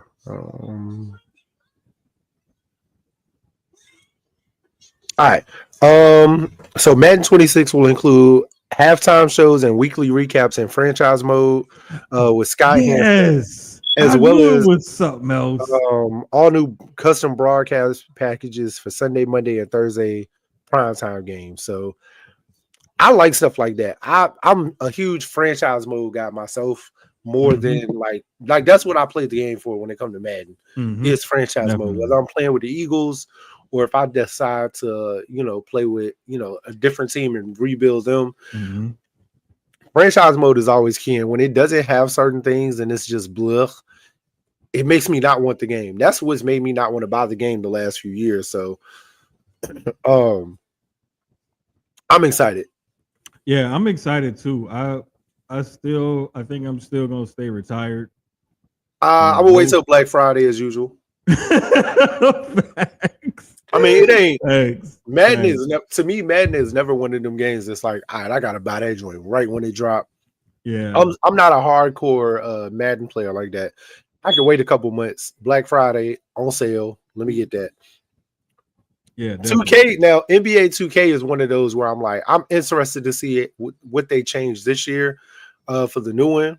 I'm a huge 2K player. I bought day one. I'm hoping somebody will buy it for me this year since he's going to be having money this year. He ran back upstairs. Didn't even acknowledge me. He went upstairs so quick. I'm still waiting on F1 25. Oh, that's right. You did say that. New NASCAR game is finally coming out. I saw that the other day. Oh, for real? Yeah, iRacing, who, if I remember correctly, Dale Earnhardt is one of the owners. Dale Earnhardt Jr., sorry. I would hope Dad's not an owner. Listen. That'd be crazy from the grave. Listen. Junior is one of the co-owners of iRacing, and they actually own the licensing for NASCAR video games now. So really? And they dropped a few trailers this week also for the upcoming September 12th release for the newest NASCAR game. It's interesting because they're going kind of like the similar route of what F1 has been doing with their games recently, as far as like pre-race garage stuff. And race day stuff. Like a lot of the stuff that goes into that weekend, they're implementing that into the game to give it more of a real feel. And for me, I love NASCAR. As we know, I probably play I'm huge on the game. Like, I love it. So for somebody like me, I'm gonna love that aspect of it because it gives you more than just clicking, go to garage and then clicking go to race or practice or something like that. So I'm definitely excited for that in September. The new F1 game is cool too. I just want to race with Richard Hamilton on Ferrari. That's I was about to say. That's all. Richard Hamilton on Ferrari. Who you eyeing? That was gonna be my next question. Is it's between Richard Hamilton and I think his name is Gustafsson. Those are like the top two drivers right now in F1. So okay. Yeah, I was gonna say, what's his name? The black dude, Lewis Hamilton. Lewis Hamilton, and Verstappen is just like, he's so OP, dog. I wouldn't want to even race with him because he's so OP. Like, even on the game, he is. That's what I'm saying. Like, that's like back in 15, 16, if you was playing with the Warriors, where you got Steph Curry and Klay Thompson was like 95%. Let me tell you something. It was a rule. I had a rule. You pick Golden State. I'm cutting the game off for walking out the house. We ain't got nothing to talk about. not playing with you, bro. Yeah, that's not even fair. It's crazy because I'm looking at the current standings, and Verstappen is number 3 right now. Piastri is actually number one with a huge margin, 186, and then Norris is behind him at 176. It's crazy because McLaren has stepped up so big in the last couple of years, and the fact that McLaren has the number one and number two driver right now is fire. And Lewis Hamilton used Hamilton to be really like Ferrari, or who was it? Mercedes was the other one that was right? Red Bull used to be at the top. Red Bull, okay. Well, they've been at the top recently because of Verstappen. Mercedes was up there because of Lewis Hamilton, but with him being he just switched to Ferrari, right? Yeah, with him switching to Ferrari, so Ferrari is sitting at 5 and 6 with Leclerc and Hamilton. And then we got Mercedes at 4, Red Bull at 3 with Verstappen, and then McLaren taking the top 2 spots right now is very interesting for what they have going on. Yeah, it's just the fact that I love the way that it ebbs and flows sometimes, and like I'm thinking Verstappen's gonna come in and just dominate again. And not this year. It's not really going like that this year, like it was last season. Like looking at the Constructors Cups, as far as which is kind of like similar to what NASCAR has with Ford and Chevy. They have their standings also amongst like the manufacturers. So the same thing with F1. You have McLaren, Ferrari, Mercedes, Red Bull, you know, the teams. Right. McLaren is clearing everybody right now. 362 points. Damn. And the next highest behind them is Ferrari at 165. So like sick, this is definitely McLaren's year. 7 wins, 16 podiums. Shit. Killing everybody right now. Like it's not even fair. Bro, that's crazy. Super interesting.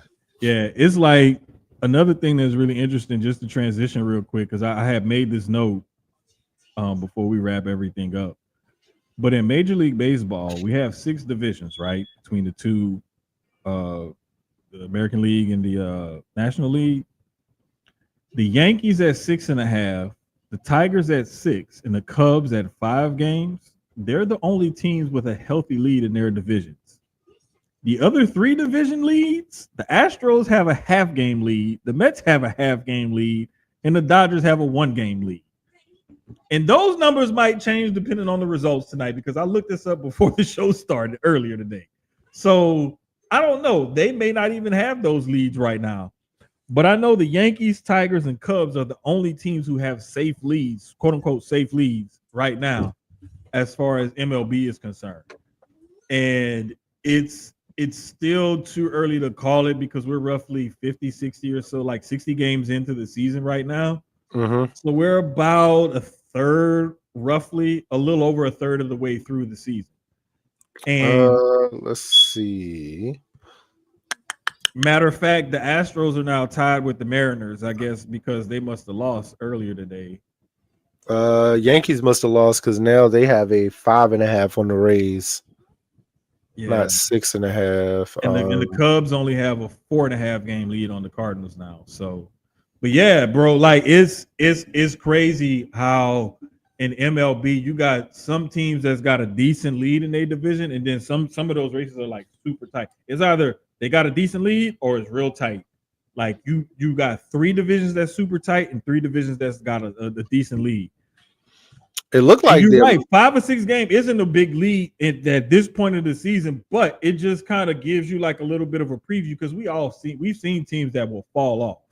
Yeah, it looked like the American League is a lot more like there's more room as far as between like the lead from the leader to like the next, or just in general. And then when you're looking at the National League, it's a tighter race.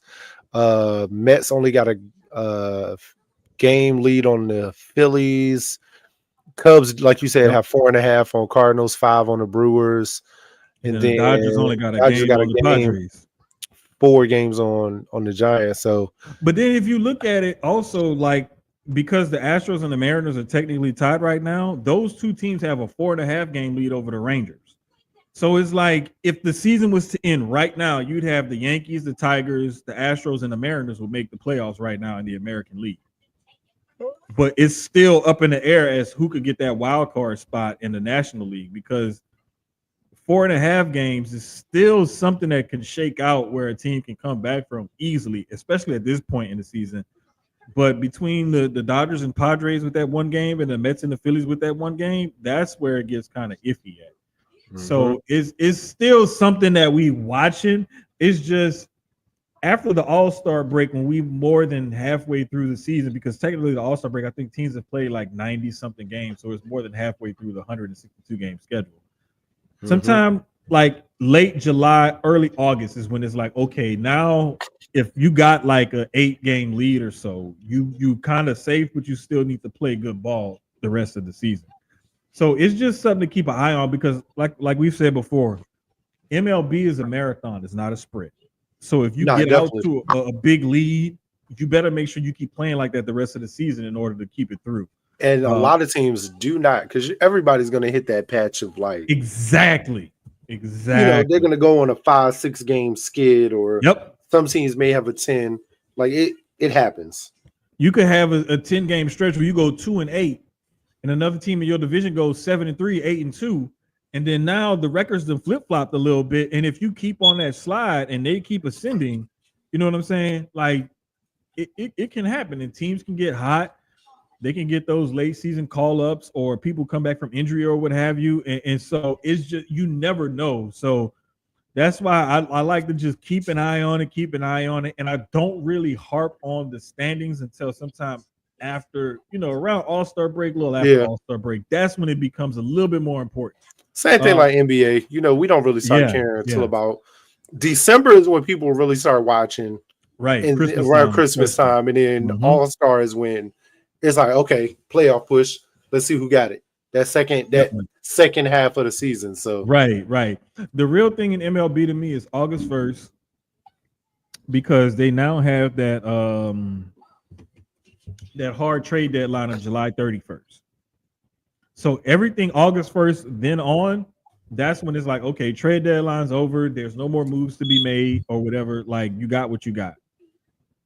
And that's when you start to really see like what other teams have. Sup, other Drake. That's funny. Them two.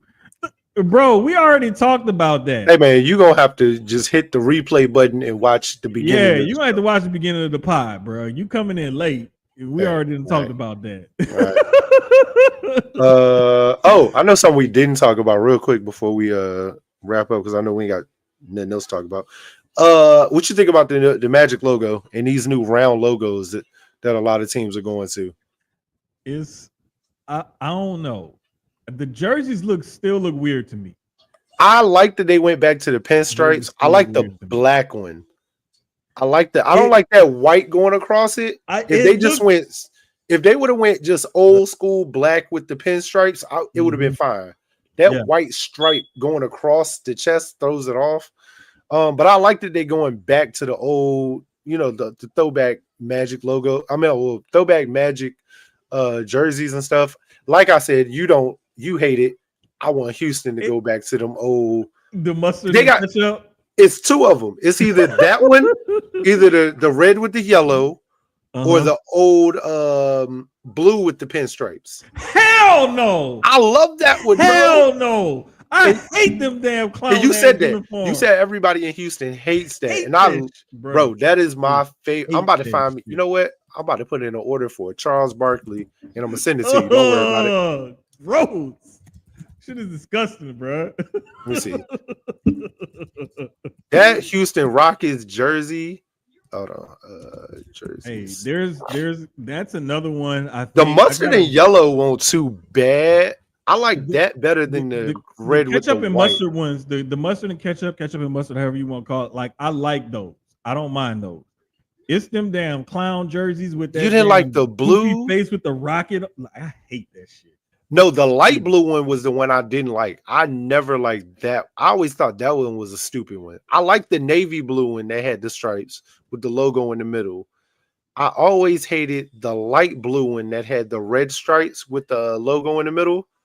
Never liked that one. None of them ones with them stripes and that stupid ass rocket logo with that goofy ass face Ah, on it. I hated all of that shit. I don't like the new ones that they tried to bring out. It's got the blue with the white pinstripes and then Houston going across the front. I don't like those ones. They got some that they got one. I'm not gonna lie. It's like a City Connect jersey. The one that say H-Town? And it's in that Oilers blue. That one is fire. Okay, that's the one. I'm looking at it. They got a the picture I'm seeing is the James Harden one. But yeah. That one I like. I like that one. Yeah, I like some of those and some of that kind of stuff or whatever. But like they got ones that the one I never liked was when Yao and them was there. The white that had that red going under the arm. I'm trying to look for that one. I don't see it though. So if you like on Google and you just type Houston Rocket jerseys and go to images, if you go down a little, it's probably gonna show you a Tracy McGrady one. But that's the one. Those are the ones. It was when T-Mac was there though. Mm-hmm. It was the ones with Yao and T-Mac, and it was the white, and it had like that red going under the arm. See, Dre knows one of the. Some people call them the pajama. It's either the pajama uniforms or the clown uniforms. That's the two things that people hear. The PJ ones. I love those jerseys, bro. I always thought those are fire to me. Like I don't know. I'm different. Maybe because I'm not from Houston. Maybe that's why. I guess that's what it is, bro. Because I know like people here, there's some people that wore them and bought them. Some people that still rock them, to be honest with you. But some people, like, man, they hated those jerseys. And it's a lot of teams that got some jerseys I hate.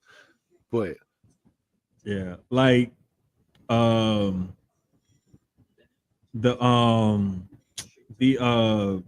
Cleveland had that like black and that blue, the Cavs.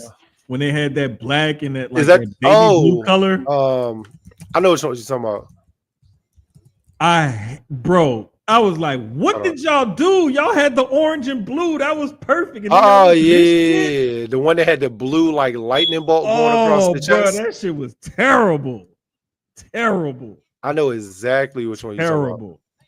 The only cartoonish type of jersey I remember in the NBA that I did like was that Raptor one.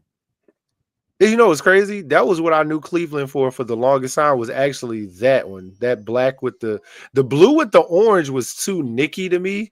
And maybe that's why they changed it. Because it was just too Knicks. Yeah, because you got two teams. It was kind of the orange and the blue were a little bit lighter for Cleveland. Yeah. And the Knicks were darker. But I do see what you're talking about, though. I do see what you're talking about. You know what? I'm gonna get me I don't want an Ilgauskas. I gotta go back. I want like an Eddie Person Cleveland Cavs. Ooh, yeah, I don't. Person, Chuck Person. Well, what it was Wesley Person. Shit, did I say Eddie Person? Yeah, I meant Wesley and Chuck. I knew it was one of them too. Bro, yeah, it was Wesley because he was the skinny one. Wesley. Oh my God, Wesley had a ratchet. I used to kill people on NBA, like on live with. I'd trade him to the Lakers. Oh my God. I put him and Kobe together in the starting lineup. Him, Kobe, and Eddie Jones were my like. I would have. I think I used to move Eddie to the 3, Kobe at the 1, and I put Wesley at the 2. I wasn't nobody could beat me. Nobody could love playing with Eddie Jones back then when he was on the Heat. Oh, I used to kill with that team, bro. Listen, I used to kill with that team. People don't realize Eddie Jones had a rat. You know what's funny? I learned that somebody over here knows ball was in the car the other day. She's like, you know what? How come people don't call you Eddie Jones? You look more like Eddie Jones. And I was like, bro. First off, I had to give the look because it was like, how you know about Eddie Jones? It's funny because my first nickname before people started calling me Kobe was Eddie Jones. That's a deep cut. So there's still some people who call me Eddie to this day. Like people who really know me since I was like little call me that. Everybody else is like Kobe, just because like after a while I started modeling my game after Kobe. It was the fadeaway, the way he went to the cup, all of that. But yeah, my original nickname was Eddie Jones growing up. And it was funny when she said it because I was just like, you know, anytime like how you know about Eddie Jones? That's not a name. It's not a name you hear women just throw out of nowhere. Like yeah. Not that. Like you're just like, who taught you ball? Exactly. Who taught you ball? Because that ain't for me, it was Tim Duncan or KG. Because it was like, nah, like you be in the post, but then like you can handle the ball too. Like we gotta find something different to call you. I don't think Utah ever had. Did Utah have bad jerseys? The ones when Stockton and Malone played the Bulls in the finals. I hated those. Which ones were those ones? The white it was like with the one with the snow-capped mountain, like writing on okay, there. So that's the ones I'm looking at. Oh man, I fucking hated those uniforms, dog. I like the throwback Jazz ones, but that was when they were in New Orleans. Right, and they should have kept those because those colors were dope. The one that says Jazz. Jazz with the Snow Mountain with the music or whatever. No, the old New Orleans. Oh, you talking about the old? Oh yeah. With the music note. Yeah. That one was dope. The one I hated was the snow-capped mountain shit. I hated those. Those were my not. Skills were so bad. My friend called me the question since AI was the answer. Let me guess. That was Drake from 290. No. Oh, it won't. I'm not even looking at it. That was Colorado Drake. That was hilarious, bro. Oh my god, bro. Yeah, but nah, like I didn't really care for those ones. Like it was like sometimes I would like them, but most of the times I was like, nah, I don't really care for these. I like the old school ones better. They had who now it's gonna have me going down like a rabbit hole of like basketball jerseys. Hey, bro. I know I have that. I got to look on the list of pod topics, but I want to say I have the jerseys and throwbacks and stuff, uniforms or whatever. I know that is one of those topics on that list. I got to find that list and pin it because if I don't pin it, I'm gonna fucking lose it. Just like it's crazy. As a Laker fan, I always hated that we had like the most generic ass jerseys. Like they were, I mean, they dope, but they're getting better now. But we used to have like for the longest, it's just been the most generic of jerseys. Lakers, Celtics, Knicks, a lot of the blue blood teams, like they keep it pretty straight laced. And I don't like we're getting better now. Yeah, I don't really mind it, to be honest with you, because sometimes you want like some just good crazy thing. Throwback type my of shit. Favorite, I want to say my favorite Laker jerseys, honestly, was the Minneapolis ones, the light blue with the yellow. That one was dope because that one it had like MPLS on the shirt for Minneapolis. That was the old school, like when fucking George Mikan played for the Lakers. Those are my favorite. Those actually are my favorite ones. The blue ones from when Jerry West was there, before they switched to purple and gold. And they had the cursive Los Angeles. That one was dope. That was when they first moved to LA. They switched they went from that light blue to like that ocean blue, I guess you would say. Yes. Because it wasn't like a navy blue, it was like an ocean blue. Then they switched to the purple and gold, I believe, because the Clippers were still in San Diego and they had that baby blue. They ended up bringing in because they were the Buffalo. They were in Buffalo first. I want to say when they moved to San Diego is when. Let me see. I can't remember, but I know back in the day the Clippers had that baby blue also, and I can't remember when they had the baby blue and when the Lakers switched to the purple and gold. But whenever that happened, it was dope. But I think the best Laker ones to me was that baby blue, the baby blue and white. I didn't like the one with the yellow on it. I like the baby blue. I know what you're talking about. I like that one. That's the one I'm talking about. That's the one that was dope for me. That one was cool too. The Buffaloes. I know it was the San Diego Buffalo. The Braves. That's what it was. It was the San Diego Braves. It was white with like a black and orange stripe going down the side, like diagonal going down the side. You know what? I want to say I'm trying to think when they had the baby blue ones. the Padres had like a similar color scheme, if I'm not mistaken. I believe so. I Because wanna it's like I'm looking at it now. It was like white that looks like Mhm. black, but it was like a white black with an orange, and because that was when they were the San Diego Braves. Right. Yeah, the Seattle Supersonics, Dre, you're right. They did have some. The one that I liked the most from Seattle was that one yellow. that had the yellow and green when it had the eye, and Sonics was like the Space Needle or whatever. Uh-huh. It was that one. It was Yep. the yellow and green with The the one that eye just- on Sonics was the Space Needle or some shit. That one to me was the best one from them. But Yeah. I mean, man, we could go on and on. We definitely could. and on about it. When we just talked about NBA, we ain't even get into MLB or we're gonna do an off show on a whatever. random. We're gonna do an off show on a random day. I'm gonna look for that jerseys. note. I'm gonna look for that note. That and jersey, add we that to could. the list. Man, I know we that's- got this. So I know I got that somewhere in the tuck. That's 4 hours. That ain't even a 2-hour show. Because That's one of the ones we got to do on a pop up like on a Saturday or something. yeah, basketball, you got baseball, hockey. Oh Man. bruh.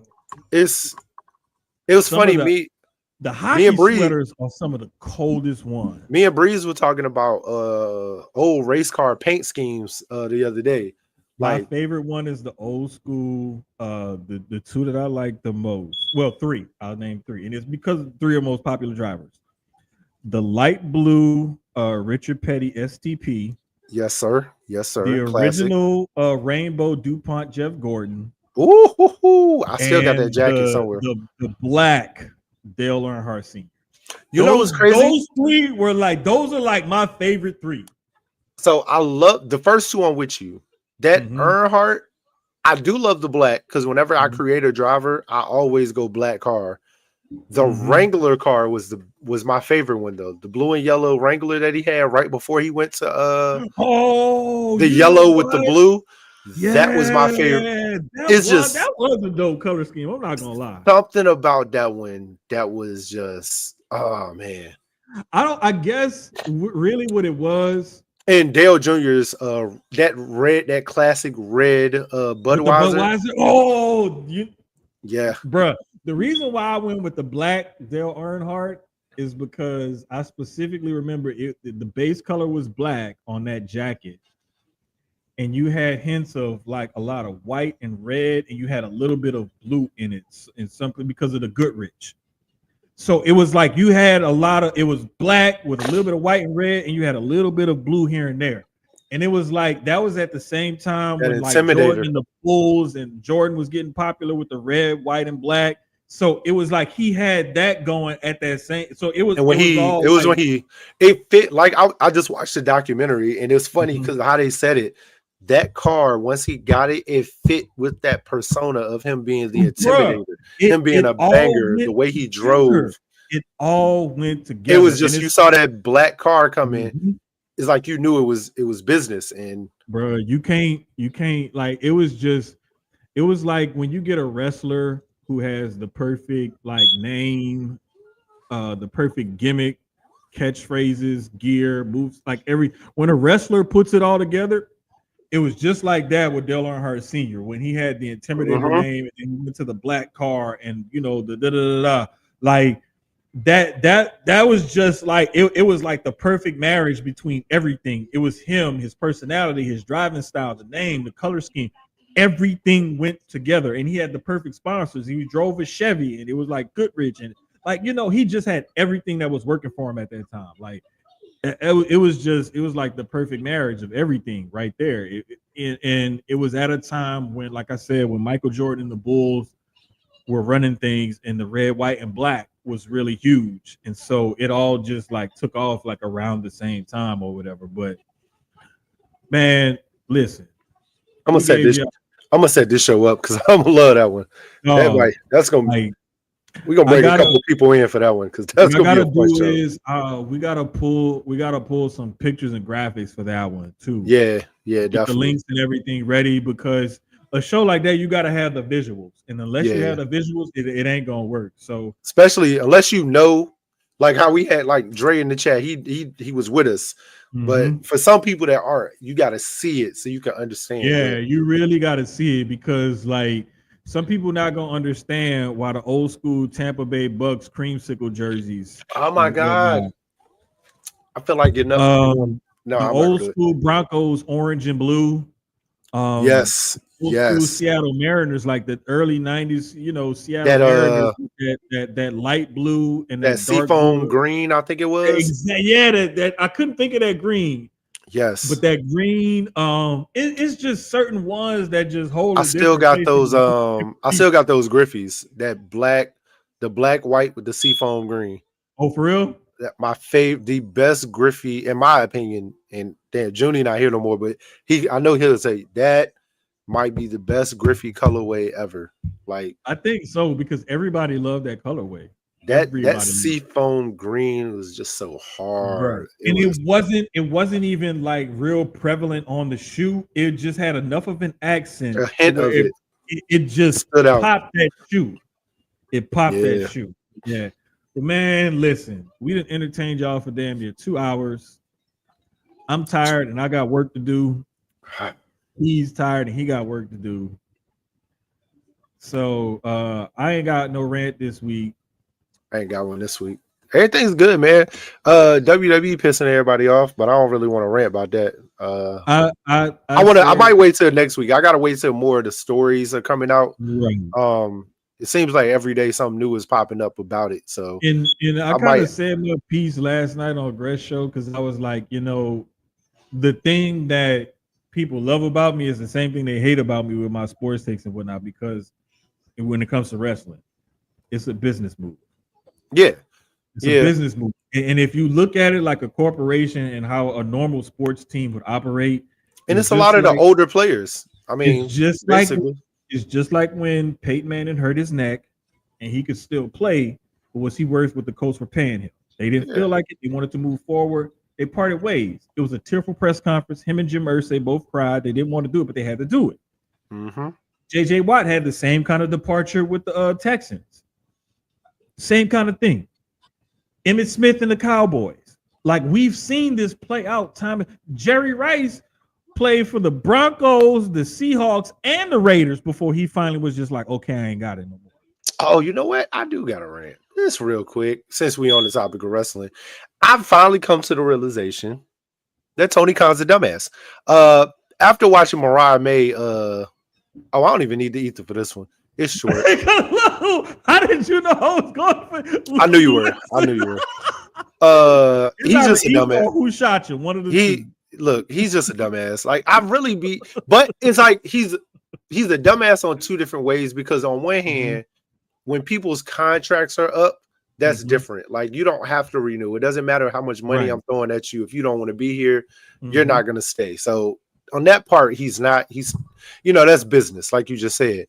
But when I look at like a Ricky Starks, who he sat on the show for like 2 years, when I look at an Ethan Page that was hot and then he fizzled him out and threw him on Ring of Honor.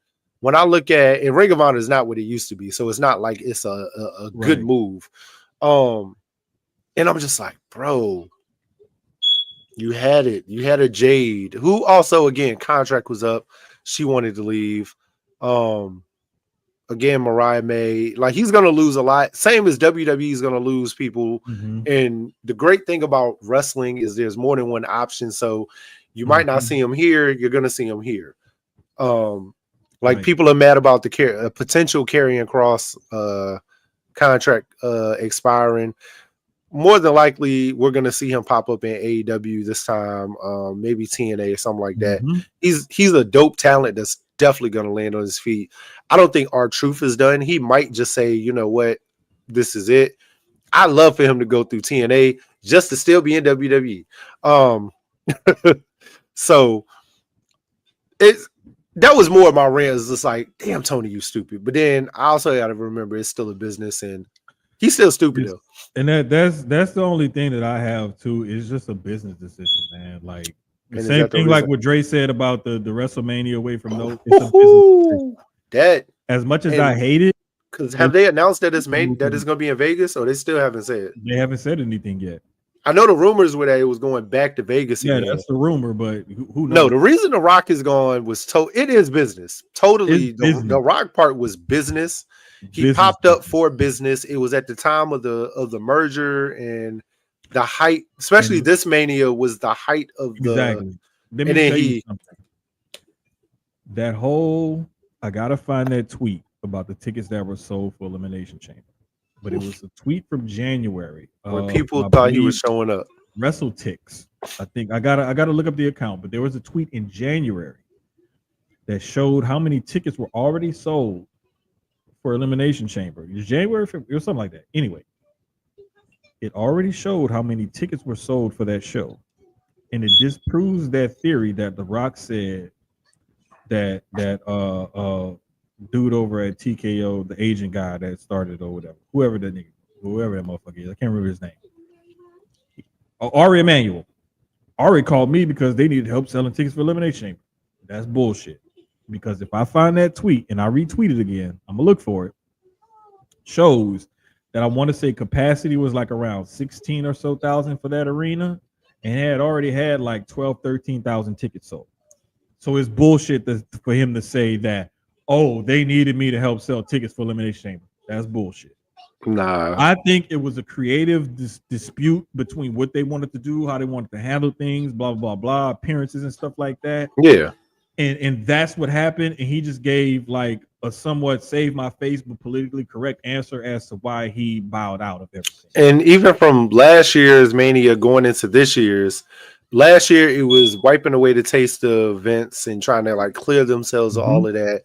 So they messed with the main event and how they wanted Rock versus Roman, and it got turned around on him because people wanted Cody to be there because he won the Royal Rumble. And they wanted Rock versus Roman this year, and it was just at this point we might get it Mania next year, maybe. At this point, I don't really care for it anymore. You kind of got. I think while The Rock still is able to wrestle and it not look bad, you do have to. You got to play with it a little to see if it makes sense.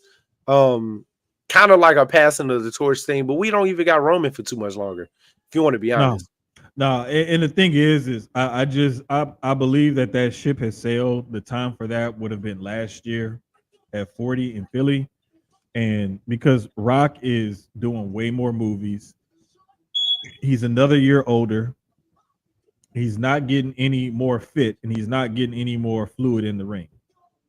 And the only way a match like that would work is if it's one of them short matches. If you had one of them fucking Goldberg Lesnar at WrestleMania 33 type of 7-minute just bangers where they just pull out all the hits and have a hard hit match for a few minutes and then 1, 2, 3 pin. But nobody's going to be excited with that. They're going to want to see at least 15, maybe 20 minutes worth of wrestling between the two of them to build it up.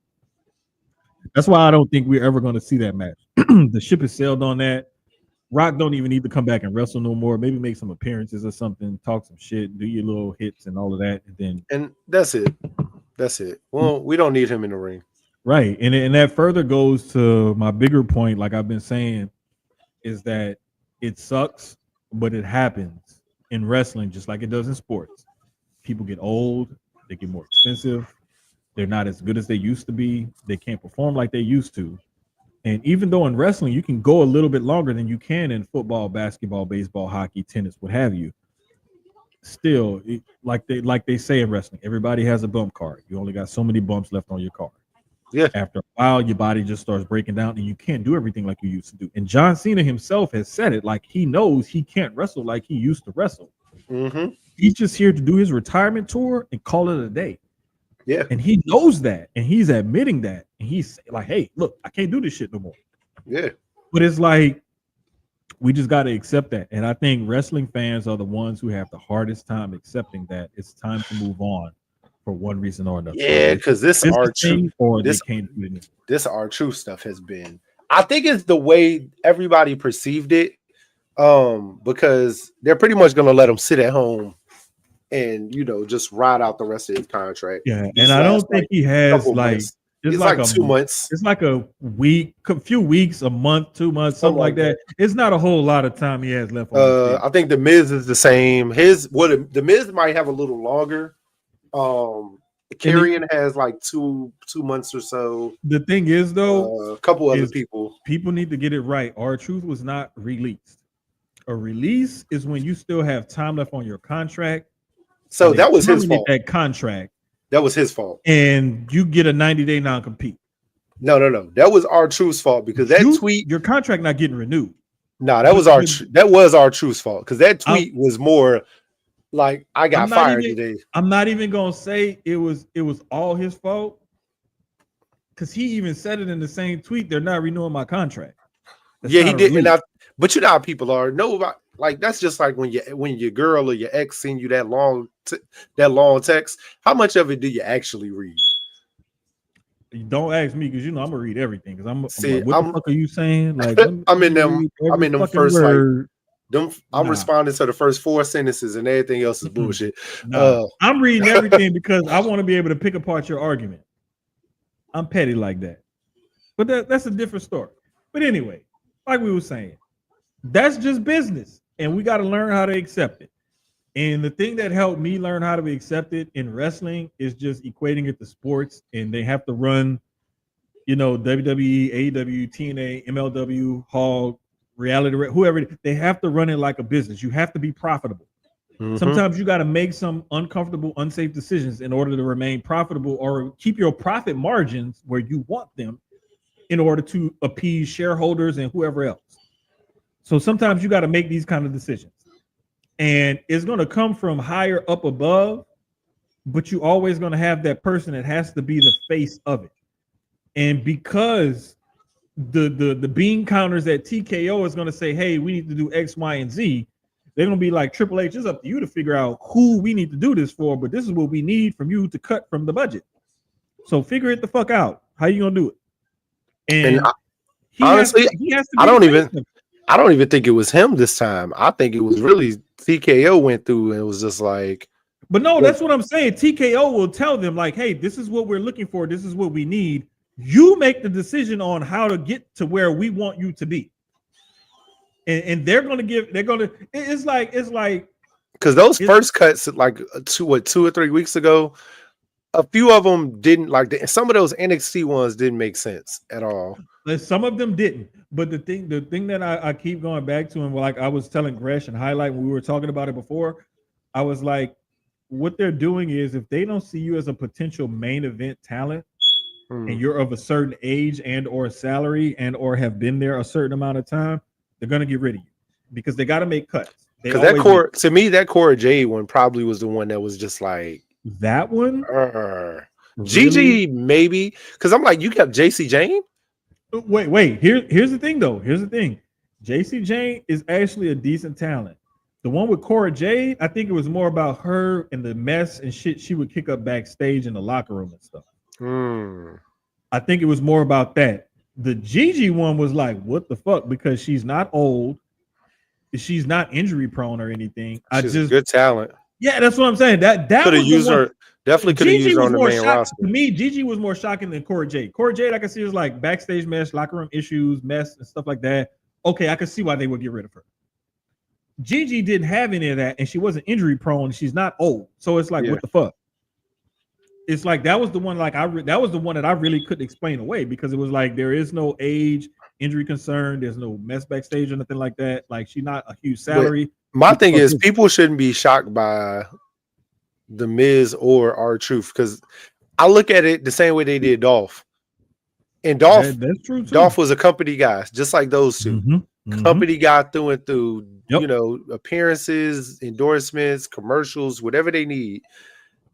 He was done. I ain't gonna say he was done wrong, but kind of the same. Those are guys that you would at least think would be for lifers in a sense. And he's a solid worker in the ring too. Look at the Miz is another one of those guys who's a multi-tool guy who can do a bunch of different things. R-Truth, same way. The only thing you can think of in those cases is age. They were age and salary. Yeah, and you got That's to the make. only thing I can And think of in those I guys' think the cases. one thing we're all forgetting, they have a vast roster in NXT that, in my opinion, it's hard for them to move a lot of them up because there's no room. So you got to start looking at some of these guys. Like, they're going to start putting Randy out to pasture soon. They're going to start putting Ray. You know, Ray's already a Hall of Famer. So now it's like, hey, Ray, I need you to move into this Legends contract now. We got to take you off TV. We got to slide you back. Same thing. They got the AAA guys coming in. Big name AAA guys at that. Vikingo. They got to start making room for these guys on the roster. They just brought in Ray Phoenix and Penta. There's going to be more AEW, like we just said. But the great thing is, as people are leaving here, they're going to slide over there. Only thing that I'm going to hate with WWE is people are going to get lost. As much as we're going to want our favorite wrestler to come over there, you might not. You might want them to stay in AEW. You might want them to stay in TNA. Bro, it's like, because they're going to get lost in the shuffle of the roster. You want some of these older people going because they're taking up. I mean, if you want to be honest, they're taking up TV time for these new people that are going to come in, younger guys. Perfect example was like the women's rosters, right? So with the women, everybody was upset at all these women that were getting released and stuff like that. But I'm like, they just called up Stephanie, they just called up Julia, and they're potentially about to call up Jordan Grace. And they just called up Roxanne. Roxanne, yeah. So you got 4 women right there, 3 big free agents that they just brought in, and a prize young talent that they just moved up. Like, you got them 4 that's coming up that's going to need airtime and whatnot. Where do you have room for them if you keep all those other ladies on the main roster? I'm gonna be honest. Look for an Oscar to be released soon, injury prone, and I love Oscar. Age too. But AJ Styles, his contract. I saw that today too. AJ Styles contract is up next. I think is next year or maybe the year after. He still has like I think a year or 2 left because from what I remember, he said like that was this past WrestleMania was one of 2 or 3 that he has left. So he still has I think another year or 2 left on his. Let's see. But the thing is like no, I don't think there should be an age limit or anything like that because like Cena's damn near 50. But Cena is John Cena. He's one of the biggest stars over the last 2 decades. So you're not going to get rid of him in his salary over there. But when you have certain guys or girls, whoever it is, and they get to a certain age and they have a certain salary, injury history, or what have you, or you don't see them as a main eventer, the company's going to cut them. That's just the way it is. It happens in sports all the time. Oh, this is funny. AJ Styles has a player option on his contract. I've never seen this in wrestling. That is so different. This was one of the things I was just talking about with somebody yesterday. Where he can, you know, pretty much he can decide to extend it or become a free agent. Right. The one thing that I was just talking about, matter of fact, I want to say it was shout out to Mika, man. Shout out to sis. Her and I were talking about it, and I was like, I've been able to examine all kinds of sports contracts. I said, but in all my years of being a fan, I've never been able to examine a wrestling contract ever in my life. Player option? That's different. That's funny as hell, though. The only thing I know about wrestling contracts is like there's the downside guarantee. Like if you're not wrestling, not getting merch sales, not getting this, you're getting at least this much. Everything else is subjective. And then you sign for a certain amount of years. That's like the only thing I know about wrestling contracts. That's it. And some of them come with non-competes for a certain amount of time, or like you can take, like if you're in AEW, you can take indie bookings and stuff like that as long as it doesn't conflict with your AEW obligations. WWE, you're just WWE. Like those are the only things I know about wrestling contracts. And now they're starting to, because of the new era, they're starting to let them. It's venture, like but it's gotta make sense. It's a case by case basis. Yeah, is it because they've let them go to Japan? They've even some of them have done blood sport and stuff like that. Exactly. So there's been some stuff that they'll let you do outside of it. They also let Cross and I think one other person participate in the benefit for Chris Bay. Yeah. So there's little things that they're starting to let them do under this era that they weren't permitted to do under Vince. So it is getting a little bit more loose and a little bit more lax, but it's still like I don't know like the basics or the ins and outs. If we can figure out this AEW WWE crossover, oh my god, it'd be amazing. Bruh. Because AEW still has the shit. we'll touch that another day, but they still have the talent where it'll be a good show. It would be. The only time I've ever seen them both compete on the show is Bloodsport, and the thing for Chris Bay. Those two. I think I want to say there was a show in Japan that they let AJ or Shinsuke go to, where I think some AEW performers were on. I'm not sure, but like it is very, very, very rare that you'll see even AEW and WWE wrestlers perform on the same card. Even now with their partnerships with the different Mexican promotions, AEW is now with CMLL, and of course WWE has AAA. So it's like you won't even see them in the Mexican promotions anymore. Has purchased AAA. That's the basically exactly. Yeah. So it's like we won't even see them in Mexico on the same card anymore. You got to look for Japan or something like that to see them on the same card. So it's still like just kind of I don't ever think we'll see them get together. But the most we can hope for is to, like, in Japan or somewhere here, maybe see them on the same card at some point. That's about it. And speaking about it, that's about all we got for y'all. Yeah, man. We went an extra like 20 minutes for y'all. We stretched this week. It wasn't a lot. We went longer than we've gone the past few weeks, and we had less to talk about this week. 2 hours with, if I showed y'all the rundown, nothing. We good. We know how to talk. And I think the chat, honestly, the chat definitely, especially for me, it helps me stay engaged, because I'm gonna definitely bounce back and forth and answer questions and engage. So appreciate you guys every week. You know, whether I'm here, whether it's me and Jermaine, whether it's just me, you know, I appreciate you guys. When it's just me, I need y'all. Show up. It ain't gonna be no 2-hour shows when it's just me. 30 minutes, we in and out. I don't like talking to myself. I hate it. I've had experience doing podcasts by myself. I think the one that really helped me cut my teeth on learning how to do a show by myself is doing a national show either early morning or the overnight shift by myself.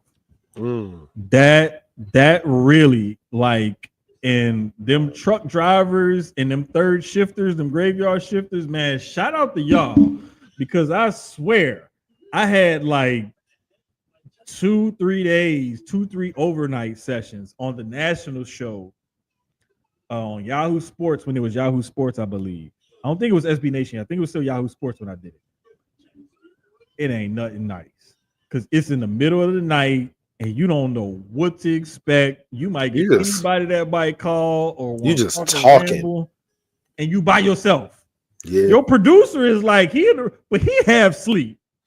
So it's like you really, like, you out there on the island. So that's what really helped me, like, cut my teeth on how to do a show by yourself. But man, for the sponsors at Inplay Dogs, Gel Blasters, for the chat, for Keyz, one more time, shout out to Justin. Happy first birthday, Justin. Yeah, man. I missed last week's show. It was your birthday last week. Hey, man, that pre-birthday nap. I missed work. Let me tell you something. I ain't make it to work till I text Jermaine. I did not make it to work until like 4-something in the morning. Dog, the shit was so crazy, bro. I'm gonna say it on here because don't nobody from the gig watch, because I don't send it to none of them niggas. But yeah, I ain't make it to work till like 4 a.m., bro. I was done that day before. That Wednesday, I was out of it. Listen, we was planning on it. Out. And then what was crazy was I was like, he about to pop up at any moment. And like there were certain points in the show I would be like talking, I would look down at the screen like thinking, all right, he about to pop up. And I was like, okay, well, there we go. And like Keyz did pop up till I looked at my phone. I was like half asleep. And I picked up my phone for something. I don't know why. I woke up in the middle of the night, picked up my phone for something. And I was like, I have text messages. And I looked. I was like, and I saw Keyz. I was like, he said, man, I just woke up. And when you sent me the text, I was like, what the? Like, he just woke up? Bro, I got to work. He missed work. He missed the pod. He missed everything. I got to work at 4:30 and left at 7. I was there for 2.5 hours. You know how much? You know what I got paid for? 9 hours. Bruh, I was like, wow.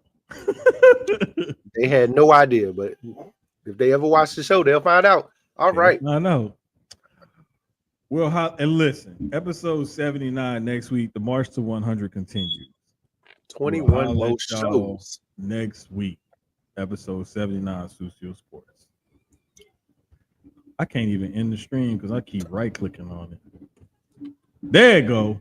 The bloopers.